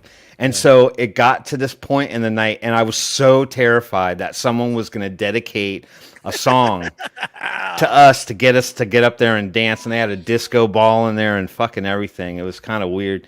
And the DJ was playing, and a song came on, and Sarah comes running up to me, and she's like, okay, you got to come dance now. And It's funny that Bob even brought it up not 10 minutes ago. It was Bachman Turner Overdrive's Taking Care of Business. Taking care of business. And I was so nervous, and I didn't know what I was doing. Like I had no rhythm, or I felt, at least I didn't feel like I did. I was Tim, embarrassed. Stand up. I'm not dancing for you tonight. I am not. No, you know what I am going to show you. My shirt says "fuck it." Right. Fuck it. Yeah. But yeah, that was it. That was my that was the first song, and Sarah basically drugged me out on the dance floor because I think she was upset at me at that point because I didn't really do anything about. I didn't. Yeah. I wasn't being a man. You start thinking back, like when I wrote this question, you start thinking back, those days, and the girls on one side of the room, the guys leaning up against the bleachers in the gym, nobody dancing with nobody, maybe like 5 or 6 girls on the dance floor dancing, but just all the guys standing on the bleachers or sitting on the bleachers, just kind of watching and talking and like, oh yeah, I'm going to get up there and dance, but nobody ever got up. We were just nervous. We were so nervous. We didn't know how to initiate it. Yeah. We didn't know what the right thing to do was. We didn't want to look awkward in front of our friends. And we were all there with somebody. Like we all had asked somebody to the dance. Yeah. So. I'd be honest, all you guys, we all been in that, but Tim brought it up. But the scariest thing is you didn't know the song that was going to be played that moment that it does happen. So you're just like, oh shit. Well, where my nerves were all wrapped up was the fact that like all these songs leading up to the one that I ended up, and I do think I specifically remember now that they did dedicate that one. Yeah, they said this one goes out to, but like all of the songs right before that leading up to that one were all dedications. Yeah. Like, hey everybody, this one's going out to Bobby and Sally, and and it was whatever, and they would go grab and they'd go out there and dance, and there were other people out there kind of dancing a little bit too, but it was like I was so frozen in my boots because I'm like, I don't want to hear my name on that. I don't want to hear them dedicate a song to us, and that one came out. This song goes out to Tim and Sarah. That's exactly what it was like. It was like this one's going out to Tim and Sarah, taking care of business, and it was like care of business. All right, that Bob. one of all of them. What was yours, Bob? Okay, you guys are gonna laugh. What's up, Curtis? The fall dance in 8th grade. I'm talking to Debbie Anderson, and Disco Duck comes. The DJ's playing Disco Duck. Yeah. And I just kind of grabbed her hand and I said, "You want to dance?" She goes, "Sure." Sure. Rick Dees, Disco Duck. Wow. You want to dance? Sure. In the spring dance, I got my first tongue kiss. The spring dance was Laura Van Houten. And the song was Dance With Me by Orleans. Oh, yeah. I remember that song. Okay. Disco Duck. You had a lot of balls to ask a girl to dance when that song was on. Yeah. Everybody else was going to the dance floor. I figured, hey, let's go. Hey. Disco Duck. Wow. Cut a little rug. Rug to Disco Duck. Quack, quack. All right, Paul. I know this was like 80 years ago, but try your best to remember. Yeah, I over 9,000 for me. Go fuck yourself. But it was a song, and it was in high school when I was leaving high school, and I actually had this put on by the DJ, and I actually asked my art teacher to dance with me at that stage. Oh, you went balls out. Yeah, and well, the name of the band is called Mondo Rock, and the name of the track is called Come Said the Boy, and it's all about So what happens when somebody lives on the other side of the world? Yeah. All right, Timmy. I'll look put it. No, you can't play it. I'll put it in private. I'll put it in private chat for you. I've got it right here. It's already up. Yeah. Already got it. It's come down to the beach, and let me be a man for you. Yeah, that's pretty much what it's all about. And a couple of weeks out of high school, I ended up seeing my high school art teacher. I was gonna say, dog. Well, I was also in photography class, with her as an art teacher, and things got heated a few times, but nothing could be done. You almost made the news. Well, yeah, but oh man, I'm sure that was a look frowned upon too as well in Australia. Teacher dating student. Rub on her bum. Well, it was frowned upon, right? But by the time you leave, like high school here in Australia, you're 18. Oh, so, yeah. Same here. After high school here, you're 18. Sort of, kind of. Yeah. Yeah, well, I did rub her on the bum. Yeah, he did rub on the bum. He did. Ass grabber. Ass grabber. You ass grabber. I did more than that.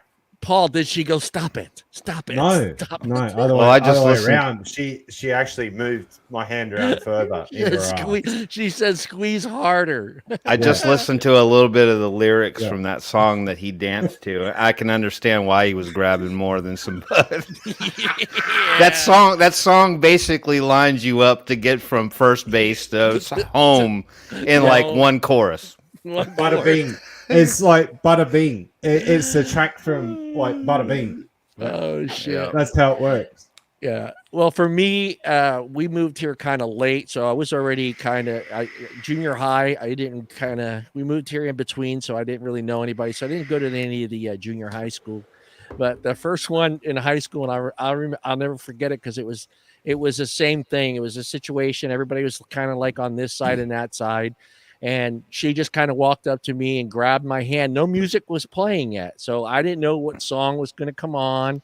I didn't know what was going, I didn't know what type of dance moves I was going to need, because it's the late 80s, early, mid 80s. So you don't know exactly what's going to come on. It could be hip hop. It could be, anything. And as we get right to the bottom, to the floor, they start playing Madonna, Crazy for You. And I'm like, I don't know how to dance to this fucking song, man. Yeah, you just keep your arms around her and hit the slow dance mode, dude. That's all I did. But I was just like, I wasn't ready. I was ready to like bust a move. I wasn't ready to have, bring her to me and slow dance with her, to a Madonna song. But yeah. You were ready to bust a move, not bust a nut, right? Yeah. He was doing both. He already busted them. That's another story on that one. I can't talk about that one on the show.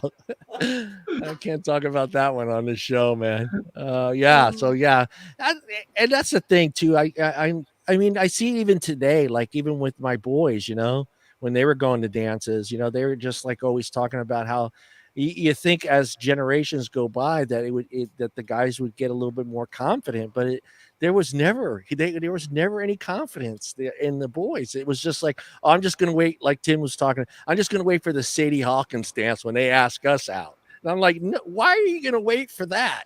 Well, I think there's two levels of nerves that you have to transgress in that particular moment of your life, right? Yeah. One, it's about asking somebody out to a function or an event, because at some point you got to do that. Like you're not going to get a girlfriend just standing around picking your nose.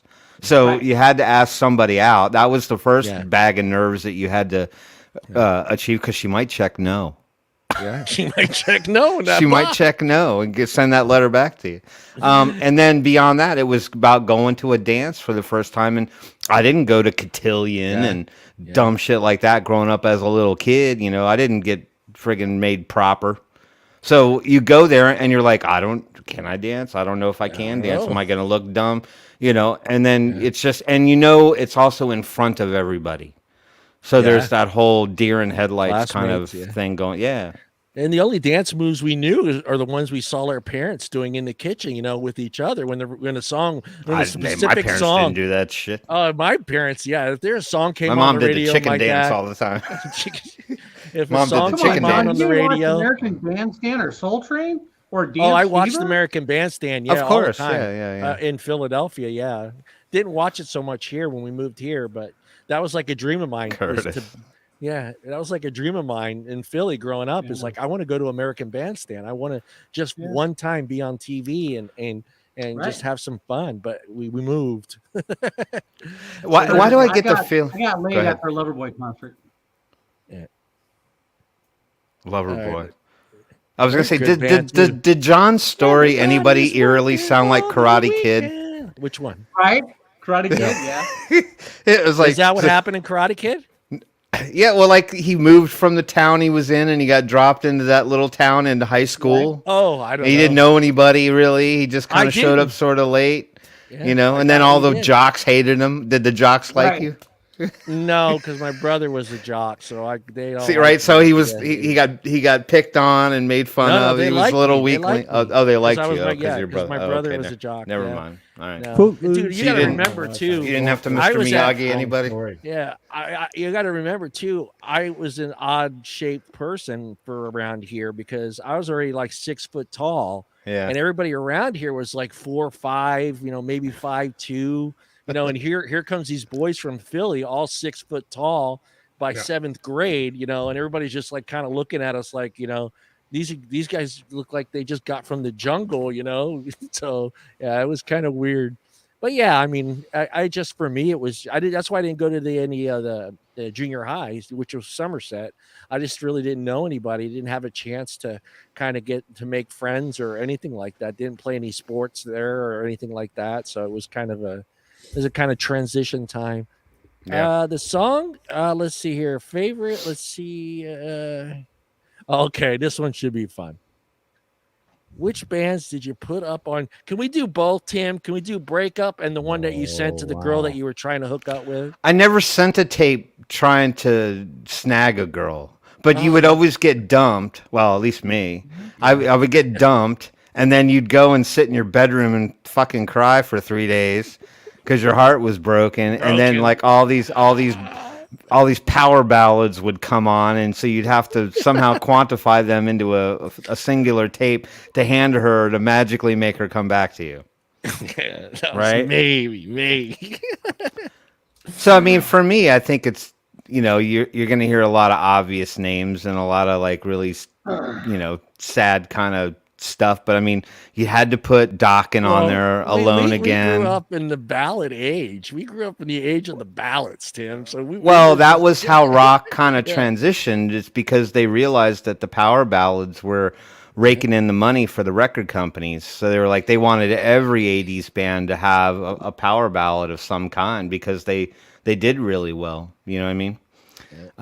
You had to have Warrant. Heaven had to be on there. Everybody knows that one. Heaven isn't too far away. Yeah, you had that one. You had what did I say? You had Alone Again by Dokken. I'm alone again without you. And then you had to have pour some sugar on me. That's not John. I don't even want to know John's breakup tape now. I honestly don't want to even know. Wow.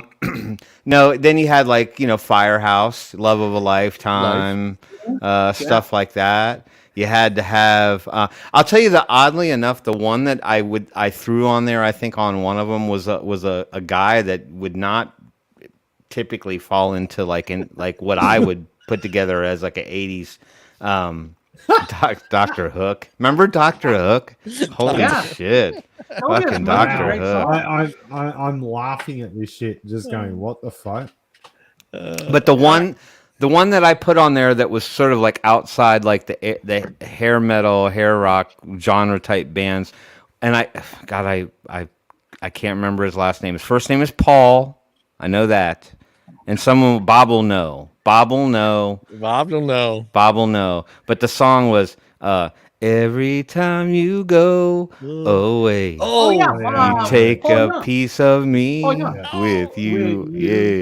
Every time you go. There you go. Yeah, what's that song? What who's that guy? Oh God. That's Paul Young. Paul Young. John Paul Young. Paul Young, yes. He's no longer with us. I think he passed away recently.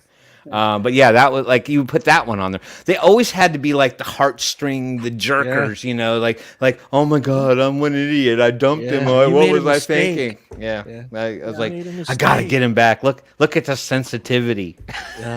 He's a sensitive guy. Nice guys finish last, right? Nice guys finish last. No, yeah, they do. Actually, we finish first. We just don't get laid as often. Yeah. We weren't bad boys Bob. enough. Hold on, Bob. You get it. Yeah, like the other dudes could play taking care of business on a breakup tape and get the chick back. Right. Take care of business. All right, Paul. You want to start us off? What, on a breakup tape? Yeah, Run to the Hills, Iron Maiden. You put an Iron Maiden on a breakup tape? Yeah, Run to the Hills. Bitches. Well, didn't you ever make a breakup tape for a chick? Like you just were somber and wanted her back, and you'd put like a bunch of sappy songs on a tape for her? I thought everybody did this. The only track that I ever put on a tape for a woman, right, and like to try and get it back was your English teacher. Oh God, no, not fuck. My English teacher was an absolute nightmare. The only track I ever put on a tape to try and get someone back was New Order, Blue Monday. Oh, yeah. That was the only ever track that I wanted, and it was one track on that tape, and that's all I put there to try and get it back. Did you talk into it? Did you go, "Hey, baby, this song goes out to you. I miss you, my love. Come back to me." Look, I'm not Happy Harry Hard on here. Okay, I never heard that expression, dude. What? Say it again. That's awesome. That's incredible. Okay. Yeah, but I'm not fucking Happy Harry Hard on. Okay. That movie changed my life, by the way. Yeah. And for good reason. That and Donnie Darko. Two US movies that changed my life forever. But you got to understand that back then and here in Australia, that wasn't our thing, doing breakup tapes. Yeah. We would just hand them like a piece of vinyl and go home and listen to this and walk away. You know, I remember that. You'd have we used to do that too, though, Paul. Yeah, but you'd have a backpack with you, right? Yeah. One girl that was, I never wanted to see her again, right? And honestly, she was an absolute fucking nightmare. Foster's. Oh, fucking here we go. Here we go. No. No, right? I hear you. But I gave her Run to the Hills and just literally fuck off. Get out of my face. Yeah. And then the other one that I wanted back was Karen. And I actually handed her Blue Monday. I remember doing that, putting stuff on a girl's house in front of her door, and like a record or a CD or something like that, and like one flower, just like one flower. And you found the flower on the way to her house, and you just pulled it out of somebody's yard, dude. Yeah, I got in trouble for that actually, because I actually ripped out someone's whole rose bush and put it on their doorstep. The fucking bush. Rose bush. I love your bush so much that I'm giving you another bush. Well, she didn't have one even in high school. I know. Let's not go into that, Paul. Let's not. Different show. Show. That's Friday's show. Yeah, all right, Bob. Into trouble again. Did you put together a breakup tape, or I've never Come Love Me in tape? my life made a breakup tape. Ever send the girl a song? Once we were gone, I mean, once it was over, it was over. Move on. Okay. But if I was going to do a breakup tape, I definitely have to put Easy by the Commodores and Still by the Commodores. Okay. Those are two great breakup songs. And then Kiss and Say Goodbye by the Manhattans. There you go. Kiss me. Sing a couple bars. I love that song, actually. Yeah, it's a great song. Let's just kiss and say goodbye. Let's just kiss, say And goodbye. say goodbye. We've been here so long. Oh. But I did make a lot of I want to get in your britches tape. Yeah, a hookup tape. Yeah. What was on your hookup tape? Oh, you gotta have. Oh no, that's another question. Reasons by Earth, Wind, and Fire. Yeah, that's another Weekend question. in New England by Barry Manilow. Barry Manilow. Oh yeah, Weekend in New England. Yeah, The white chicks love that shit. Yeah. Oh wow. You got to remember, Bob's talking America- about his time too. So Yeah, America had this song called "Right Before My Eyes." No, "Right Before Your Eyes." That was a great love song. Kenny Loggins, "I Want to Sing You a Love Song." You had to have Journey, "Open Arms." Mm-hmm. Open arms. Yeah. Every chick loved Journey, man. Yeah. White Snake. Chicks dig that shit, man. Yeah, Whitesnake. They might have been around in that time. I mean, they didn't get popular until the 80s. Oh no, yeah, not for Bob. For me, it'd be a White Snake song in there. So John left a rose and a CD on somebody's front doorstep. Yeah. Bob did Get in Your Britches tapes. I did. Paul was hooking up with his teachers. Paul was trying to basically put the fear of God into whoever dumped him. Hey, what? Yeah. And here I am over here being the sappy son of a bitch. All right, hook us up with I'm that telling CD. you right now, man. If you got to the part where you got her naked, you had to put Marvin Gaye to "Let's Get It On." Okay. I don't know what you're learning, Julie. I hope it's worth it. I hope everything. All these tidbits of information Julie. enlightens you to the minds of men. We had four completely different answers here. Yeah. Four completely different answers. Julie, just let us know the decade you were born in. Yeah, and we'll throw it. We'll do it between the four of us. But John and I are from the same block. Yeah, we're the same.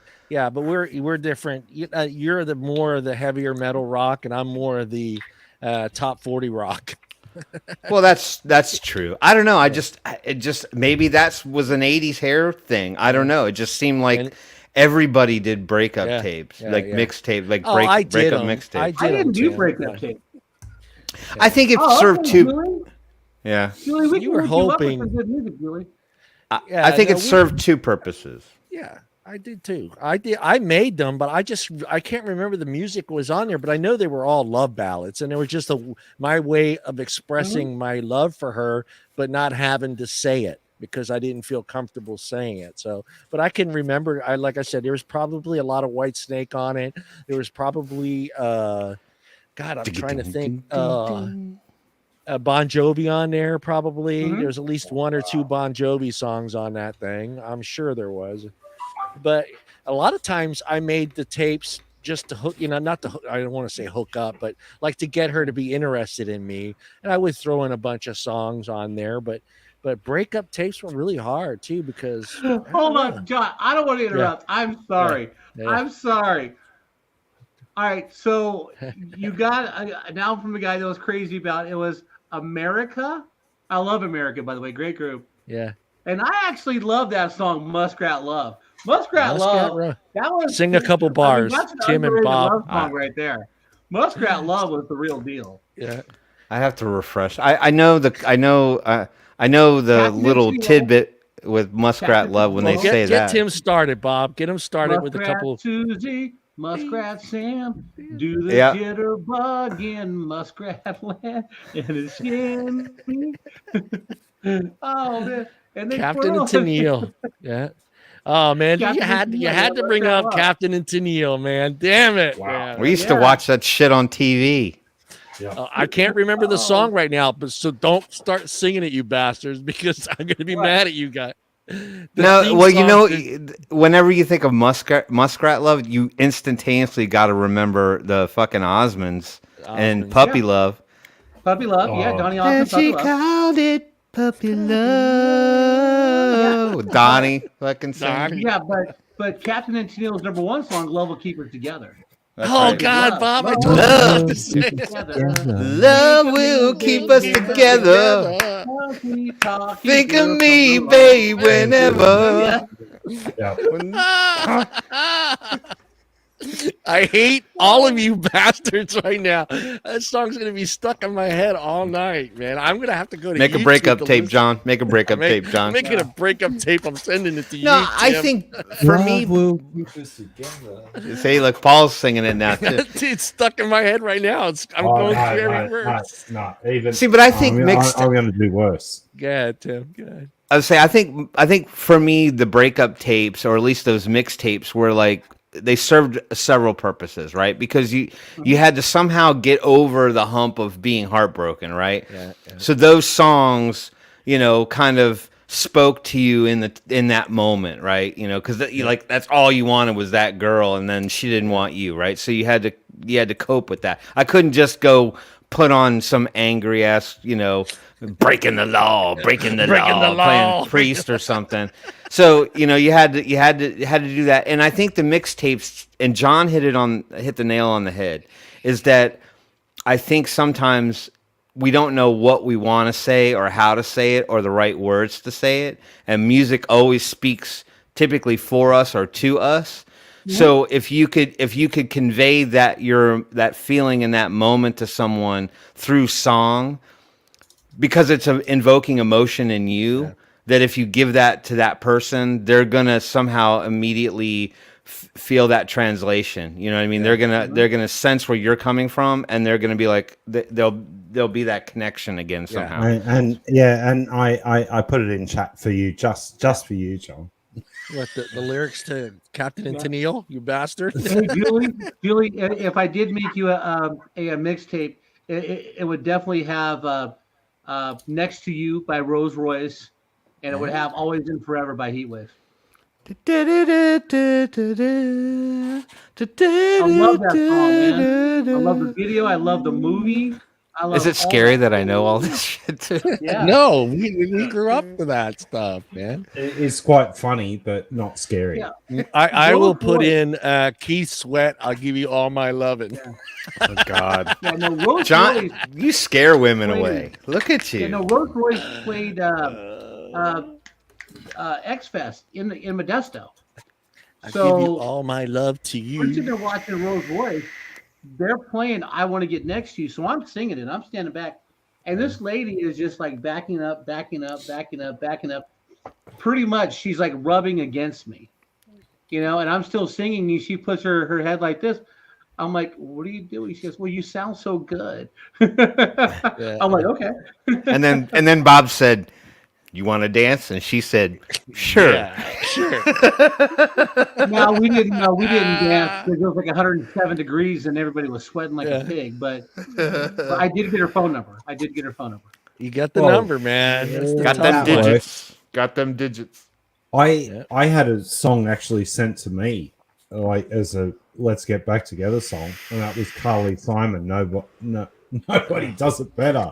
You guys are mean in Australia, man. You guys are I fucking thought you were gonna pick "You're So Vain." No, Yeah, you're so vain. no, nobody does it better because I've always been a huge Bond fan, and Oh yeah. Oh, that's it. Oh yeah.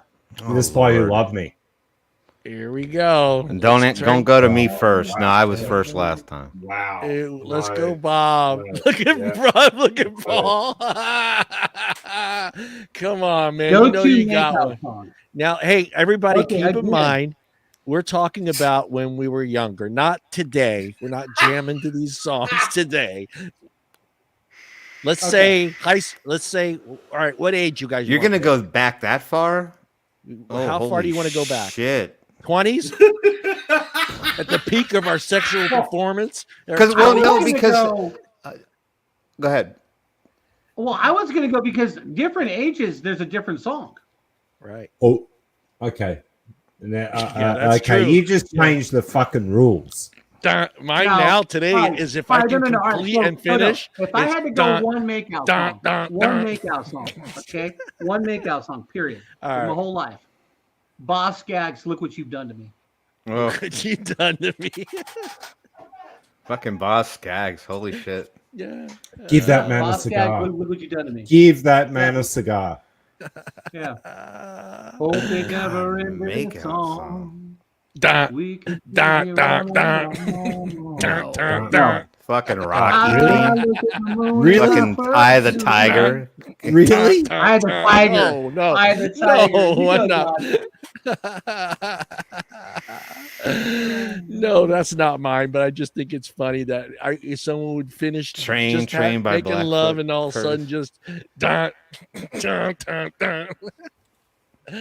All right, Paul, come on, buddy. High school. What was that? What was the song? That Tim will actually love this one. It was actually Judas Priest Turbo Lover. Really? That was your makeout song. Yeah. I'm your turbo lover. Did you try to, Tell me there's no other. did you try to stay up with the beat? I did actually back then. He just had his tongue crammed down her throat. He didn't care what fucking rhythm he was at, as long as he was. Wasn't down the throat. Yeah, exactly. We won't go there either. But Journey song, Journey. No. Okay. Journey Well, song. that's Open interesting. arms or faithfully? Both are Tim, cool give me a tracks, few bars of actually. open arm. So now I come to you with open arms. Oh, I love it. Nothing to hide. Believe what I say. So here I got to listen to that song 8 billion times a year. No, kids. it's just what you're gonna say.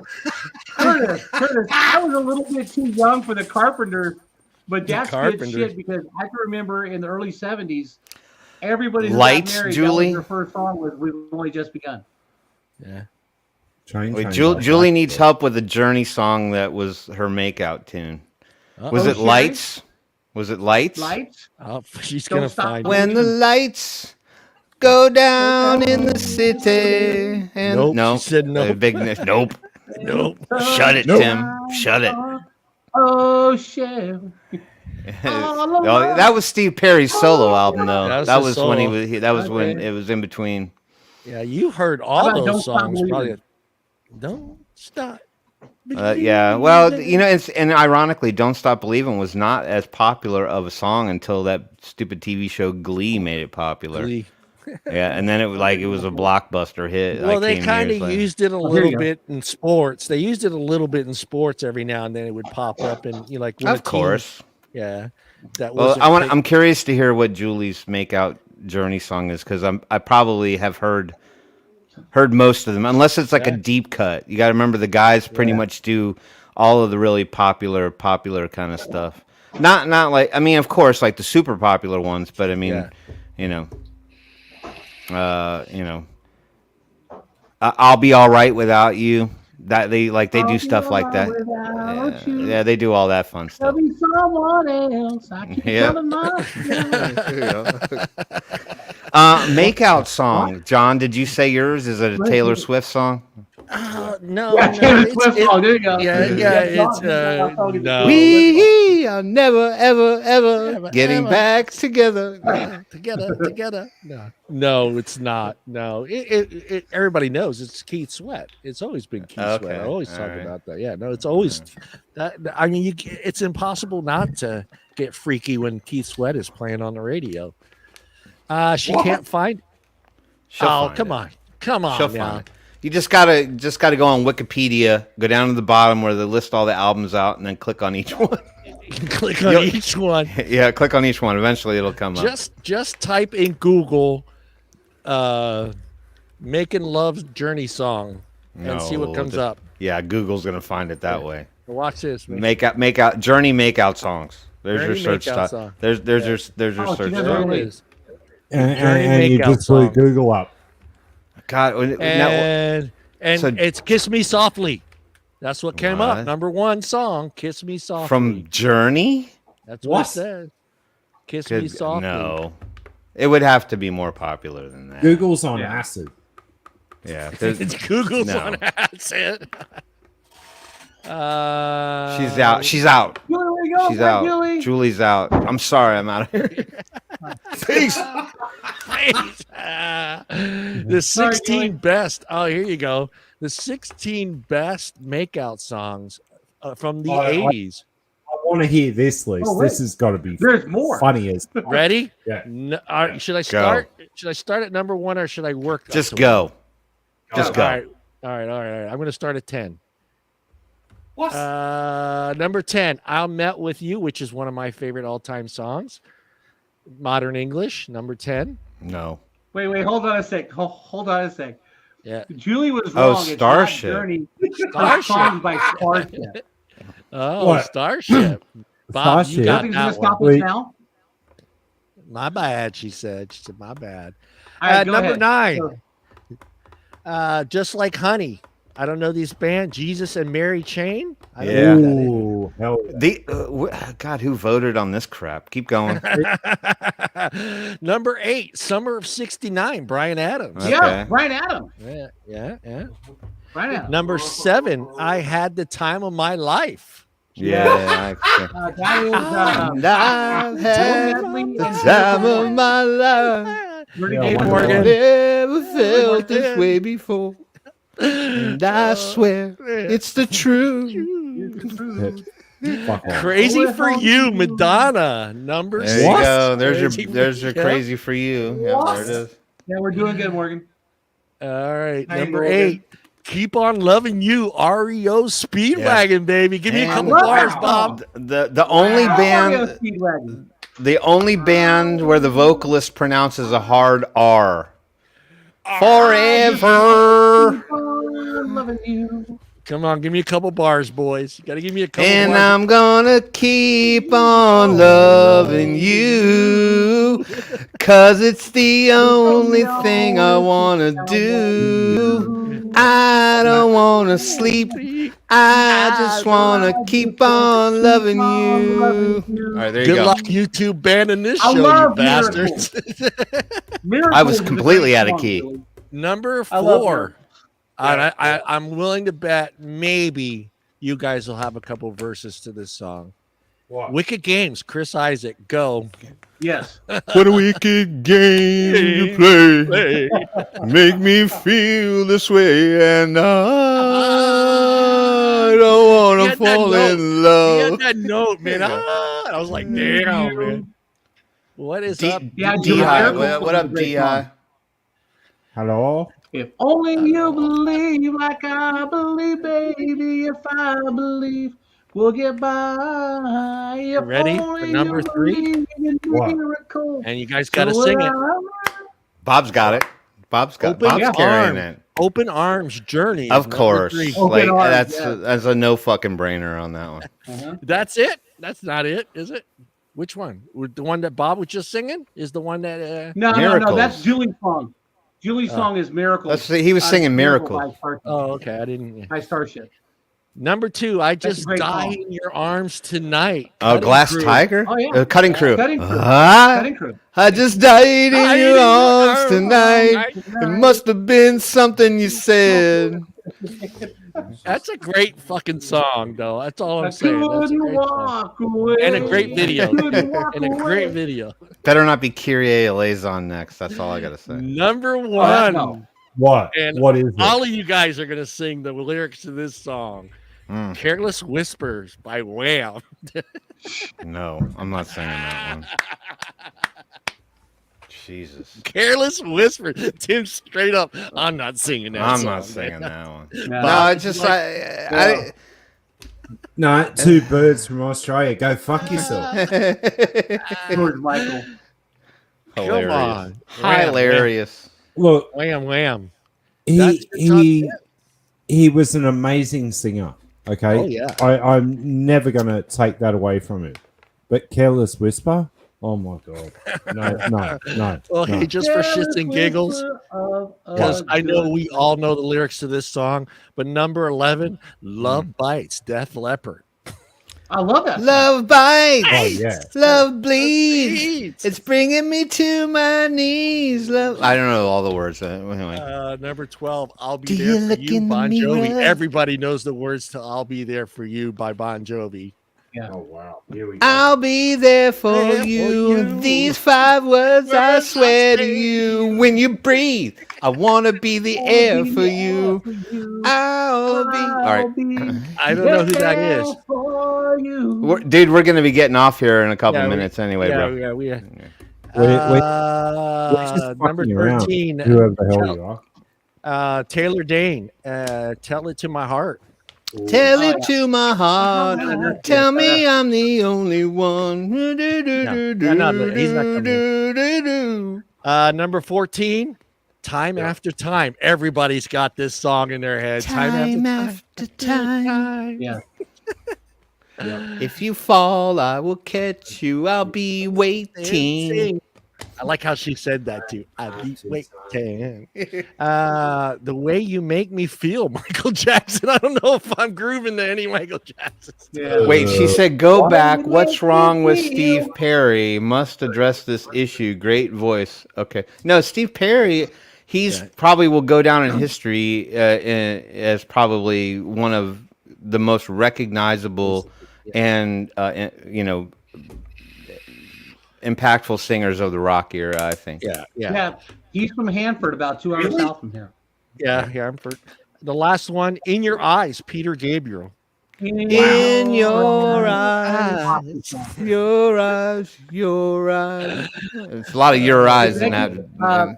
Against All Odds, Phil Collins was awesome. Endless Love was way overplayed. Yeah, Endless Love was played to shit. Maybe another time, buddy. Maybe another time. Real quick, let's get to the last one here. We have one more question. Holy fuck! Yeah. I didn't even say my makeup song. That's okay. You want to do? What are your top 5? No, I say just name one. Just name your all-time favorite concert or festival that you went to. Yeah. Don't do 5. Just do one. What was your all-time favorite? It's impossible. Name 2. But you can name one, like just kind of like the earlier question when it was like what band or song changed your life, kind of you're thing. Right. We'll go one. I'll start real quick because it's just 2. I've been to a lot of concerts, but the ones that have been really special to me was taking my son Frank to his first concert and taking my son John Paul to his first concert together. And Frank, it was he went to a lot of concerts with Bobby. I never really got to take him because I was always working. So the first concert I took my son Frank to was Godsmack, 5 Finger Death Punch, and this is another band. I can't remember who it was. And then I went to seen oh god damn it with JP. Now I can't remember. Oh god damn it! They used to. I can't remember the song, but the group was from the '80s, and they were out and touring, and they were out in Pleasanton at the fairgrounds, and I took JP to that concert. So I can't remember the name of the band, but those are my 2. I have a lot of other ones that are important to me, but being able to take my boys to a concert for the first time and seeing my son Frank, the good kid, get in the pit and rip his shirt off with Mike and Brian and Brandon and just go at it was pretty fucking awesome. So, you don't get if you know my son Frank, he's very, very calm, cool, collective. It's not something he's going to do. So to see him get in there and get dirty and have fun, was pretty cool. So those are my 2. Go ahead. Who's up? Who wants to go? All right. My all-time favorite concert ever. The Eagles' Hell Freezes Over. Ooh, good. When they opened up with Hotel California, and it was the acoustic version, and for the first minute nobody knew what they were playing. Ooh. And then until they hit that one note and the whole crowd went crazy. Ooh. Although that's hard. Bob Seger Farewell Tour in 2019 was a great show as well. I love Bob Seger. Okay. Bob Seger. Yeah, but that's hard to beat, dude.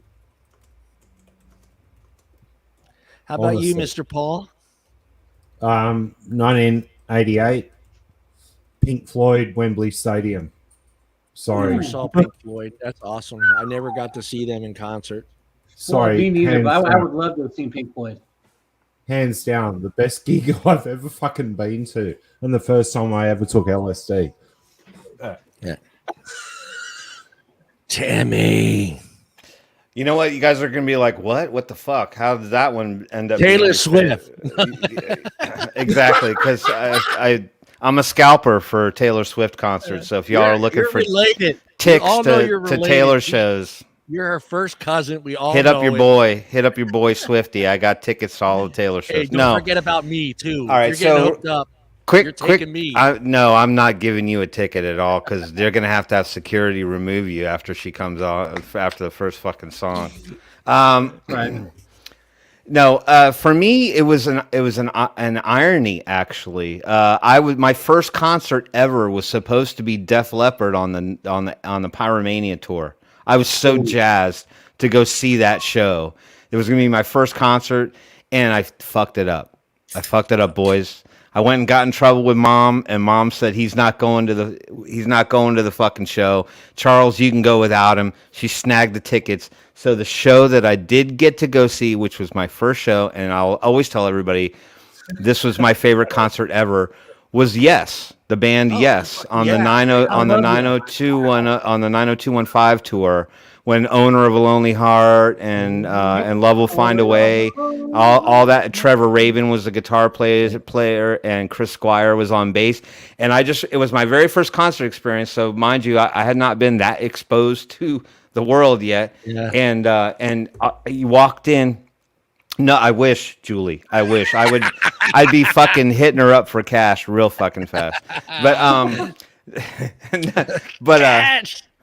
we're related, Taylor. We're related. They have to be the same last name. Come on. I just remember and we were kind of like to the back corner of the stage looking down, and they didn't play in the round, but they kind of had this open sort of platform stage, and there were joints going back and forth in front of us the whole fucking time, and like I'd never smelled weed before, and I was like, but I kind of knew what it was. I knew what it was because it was obvious it was something that you hadn't, and I was like, oh, that's what weed smell. But like people are passing the fucking joints like it's a hot dog at a football fucking game. Yeah. Here comes a fucking joint. There goes the fucking joint. The Dutchie to the left hand side. But the epic moment was, and you don't see this much, but Chris Squire did a bass solo, which bass solos are kind of cheesy and stupid. Like unless you're Cliff Burton from Metallica, you don't do bass solos. And Chris Squire did this bass solo, and he would just drop this fucking. He must have tuned his bass down 2 steps on E, and they sub bass that thing, and he would just hit this note, and it was so loud it just made your chest like rumble. And it was like, and people went apeshit, and there was lasers going on, and it was cool. Like I think I just got really hooked up with a cool crowd because a bunch of flower children and shit. Because that's who people were into. Yes, at that time. So Dude, yes. Every Def Leppard concert I went to, the best always pyrotechnic. Their pyrotechnics were just off the hook. I mean, the light show, everything that they.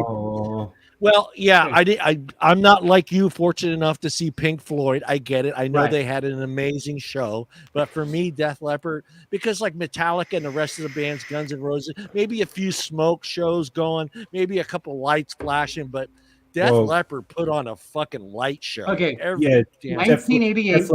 Did, but also Def Leppard did, but the true creators of like arena rock, as I still put them, is still Kiss and what they did in their live shows. I'm sorry, but they did more than any of the others. Yeah, like I've been lucky enough to see Floyd a couple of times, but wow. 88, Bob. Okay, 1988. I saw the Scorpions open for Def Leppard at Arco Arena. There you go. There you go. Oh hell yeah! Nobody mentioned the Scorpions all night. I thought the Scorpions were better than Def Leppard that night myself. Yeah, Scorpions had like the Bob makes a very important point because the Scorpions really were older anyway. They're from the 70s and shit. And they know how to play to stadiums and large venues, and so their teams that they bring in, they know how to friggin' make that shit sound right. So he's right. I saw him at Monsters of Rock in like 90. No, I'm sorry, in like 80, 88 or 89. I can't remember. It was still in high school, and we went to RFK Stadium, and it was fucking Kingdom Come, Dokken, Metallica, Scorpions, and Van Halen. That was the show, and Scorpions were second to last. And it was Dave. It wasn't Sammy. Yeah. And Scorpions came on, and they blew everybody off the stage that night. Everybody off the stage that night. Well, hey guys, this was a fun show. I'm glad we did it. It was fun. Just remembering back when we were teenagers and how scared we were to ask girls to dance, putting together those mixtapes, our love jams, the jams that we play when we're making love. What else did we touch on? What else was it? I erased everything. Grabbing butts. Grabbing butts. Paul's and boobs. Paul's fucking dating teachers in high school. Paul's dating in high school. It was a good show. It was a good. It was even better than I thought it was going to be. I did. I will claim this one thing. I did do her after I left high school. Here comes the TMI part of the show. On the pottery wheel. He waited until he was. I gotta slide that one in right at the end. I gotta make sure everybody. I just want everyone to know. I was 18. Well, hey guys, thanks. It was great just going down memory lane and remembering all that stuff growing up and the music that touch us all. I mean, that's like Tim said it perfectly. Sometimes we couldn't say the words that were in our hearts to say, and music did it for us. And I think a lot of us use music to Oh wow! What did he write? What? No, Sharon just popped in. She said her first concert was first Bachman concert Turner was Overdrive. Bachman Turner Overdrive. I would love to see BTO. Wow. BTO rock. ELP works. Oh, nice. Yeah, but I think that's a great thing that I've ever wanted to see ever, and I still want to see. Yeah. Well, somebody wanted me to do like songs that not broke your heart, but that were sad. That certain moments in your life, and I was like, dude, I don't want that on the show. I get the importance that certain songs. Why would we want to bring people down, man? Let's talk about songs like love. funeral songs. I was like, no, I ain't gonna do that. Not gonna go down that road. But it was great. It was just great being able to go down the road with it. Anything you guys want to say before we shoot on out of here, Timmy? I'm good, bro.